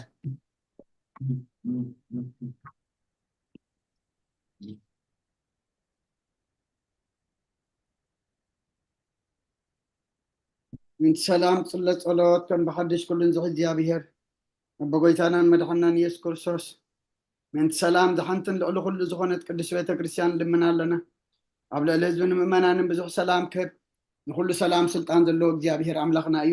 من سلام صليو بسمايات نبر ربنا سمكاي قدس መንግስታት ትምጻ ባድካም ታብ ሰማይኩም ድማ ምድሪ ይኩን ናለት መግብና ለማሃበና ናን ዝወደልና በደሎም ከም ዝሓደግናሎም በደልና ንዓሳና እንደገልና كفاد احنا نمبر فتناي تأتونا منجستن حيلن كبرن نزل على مناتك إما أمين وزيت يا مريم بناي قدس جبريل ملاك سلام تا سلام لك له اللي ناخد نقلي خير السجاخون نقلي خير أدي جابير طبعات قويتا سراوي سلام لك له مسخي كاب أنا سبرختيخي ركر سقوم بروخي أمل تسجع جابير مساقي أوفست دسبلكي أبيات نخسر لنا نفت ودخي يسوع كريستوس من تانا محرات لمن لنا أمين ونقول تحجي جابير لمن كان مالكنا لنا ونقول سلام سلام هبنا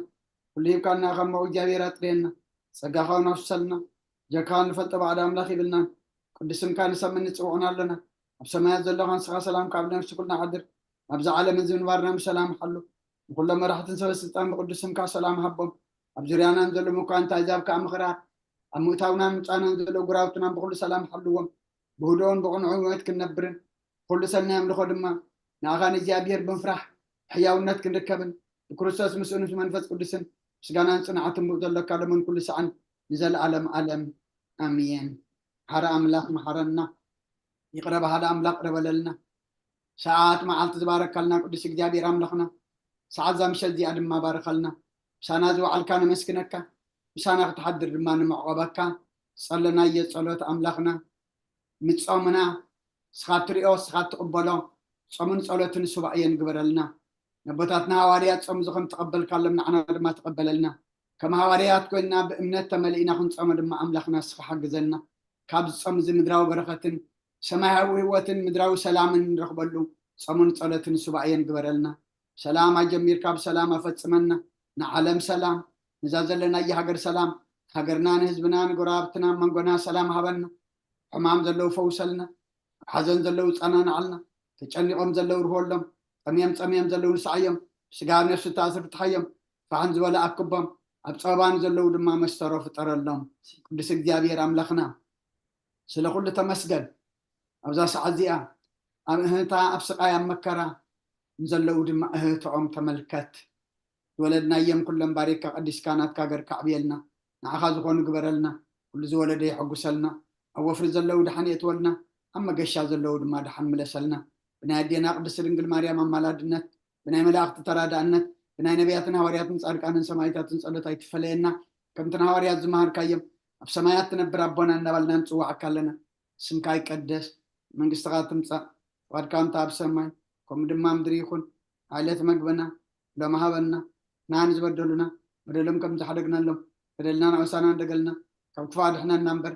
فتناي تأتونا منقسنا حيلين كبرن نزال عالمنا كائما أمين أوزتي مريم ناي قدس جبريل ملاك سلامتا سلام لك له ناخد انجليخي سقاخون انجليخي دجا بير طوات بيتا سراويت سلام لك له سقاان سبرختيخي فركر سقوم برخيو قوم اللي تتسقى يا بيهر مساخي اوف السيتي دسي بالكي قطياتنا خسر يلنا نفتو ودخي يسوس كريستوس منتانا محرات لمن لنا امين يفتح ويسري بزينا املاك المدان يسوس كريستوس كاني كانت سريهاتيات دمساسي ابسا ولد لبركساتي برهان انتم اويا كانت وهويا دياقونات ادو انس ايرو غصانات ببسمكم كنو فتانون طهنه يرسينسكم دلوال المكسس سمايات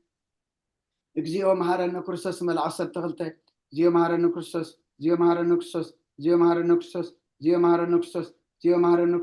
زيو مهارنا كريستوس زيو مهارنا كريستوس زيو مهارنا كريستوس زيو مهارنا كريستوس زيو مهارنا كريستوس زيو مهارنا كريستوس زيو مهارنا كريستوس زيو مهارنا كريستوس كمون بنت اجزتنا مريم مهارنا كريستوس مال 10 تغلطه بنت اجزتنا مريم مهارنا كريستوس بنت اجزتنا مريم مهارنا كريستوس بنت اجزتنا مريم مهارنا كريستوس بنت اجزتنا مريم مهارنا كريستوس بنت اجزتنا مريم مهارنا كريستوس بنت اجزتنا مريم مهارنا كريستوس بنت اجزتنا مريم مهارنا كريستوس بنت اجزتنا مريم مهارنا كريستوس بنت اجزتنا مريم مهارنا كريستوس بنت اجزتنا مريم مهارنا كريستوس بنت اجزتنا مريم مهارنا كريستوس بنت اجزتنا مريم مهارنا كريستوس ጸጋ ጎይታና ኢየሱስ ክርስቶስን ፍቅሪ እግዚአብሔር አቦን ሕብረት መንፈስ ቅዱስን ኣብ ልዕለይን ኣብ ልዕሊ ኩልኹምን ኣብ ዘለናዮ ቦታን ዕፅፍን ድርብን ኮይኑ ይውረድ ክብርን ምስጋናን ኣምላኽ ይኹን ንኩልኩም ድማ ዘመን አገልግሎትኩም ይባርኽ እግዚአብሔር ይቀበሎ ብሩኽ ለይቲ ይግበረልና አሜን አሜን ቃለ ህይወት ስማዓልና ተጸለየ ጸሎት ተማህለለ ምህልላ ኩሉ ቅድሚ እግዚአብሔር ዓሪጉ መዓት ዘቁርር ምሕረት ዘውርድ በረኸት ዘብዝሕ ይግበረልና ዝተማሃርናዮ ቃል እግዚአብሔር ካ 30 60 100 ሰናይ ፍረ ህይወትና ፈሪዩ ክንነብረሉ ክንጸድቀሉ ክንድሕነሉ ከነገልግለሉ ክንግልገለሉ ናይ እግዚአብሔር ቅዱስ ፈቃድ ይኹነልና ኩልኩም ቶም ግዚኹምን ስራሕኩምን አወሃሂድኩም ብጥባትን በአንቃድዎን ክትከታተልዎ ዘምስኹም ከዓ ቅድስት ቤተ ክርስቲያን እቲ ብሕቡእ ዝርኢ እግዚአብሔር እሴተ ጻድቃን አስበትሁታን ይኽፈልኩም ትብል እቲ ብምሕረቱ ክሳብ ሰዓት ብድሓነ ሰላም ዓቂቡ ዝረዳእና ዝደገፈና ናይ ባህር ምስጋና ብፀሓዮ ከምቲ ክሳብ ሰዓት ብምሕረቱ ክሳብ ሰዓት ዘጽናሐና ንዝመጽእ ከዓ ብድሓነ ሰላም ዓቂቡ بخمس ጉባኤ ክንጋባእ ናይ እግዚአብሔር ቅዱስ ፈቃድ ይኹነልና ሰላም ለይቲ ነቶም ለይትና ዝኾነ ነቶም መዓልትኩም ዝኾነ ከዓ ሰላም መዓልቲ ብሰላም ይራኸበና آمين ቃል ህይወት ይስማዓልና አገልግሎት ማለት ብሩኽ ለይቲ ተጸናሐኩም አሜን ሁላና ቃል ህይወት ይስማዓልና ለይቲ ይግበረልና አሜን ሁላና ለዋም ለይቲ ስዓብና ኩልኩም ተንኪዩ ድሓን ሕደሩ አሜን ለዋም ለይቲ አሜን ቃል ህይወት ይስማዓልና ስለዝነበረና ናይ ትምህርቲ ጊዜ እግዚአብሔር ዝተመስገነ ይኹን ቃል ህይወት ይስማዓልና ብሩኽ ለይቲ አሜን እግዚአብሔር ዝተመስገነ ይሁን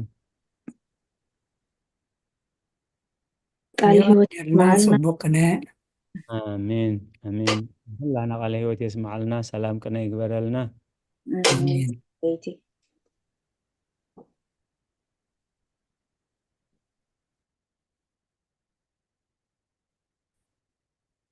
انحدروا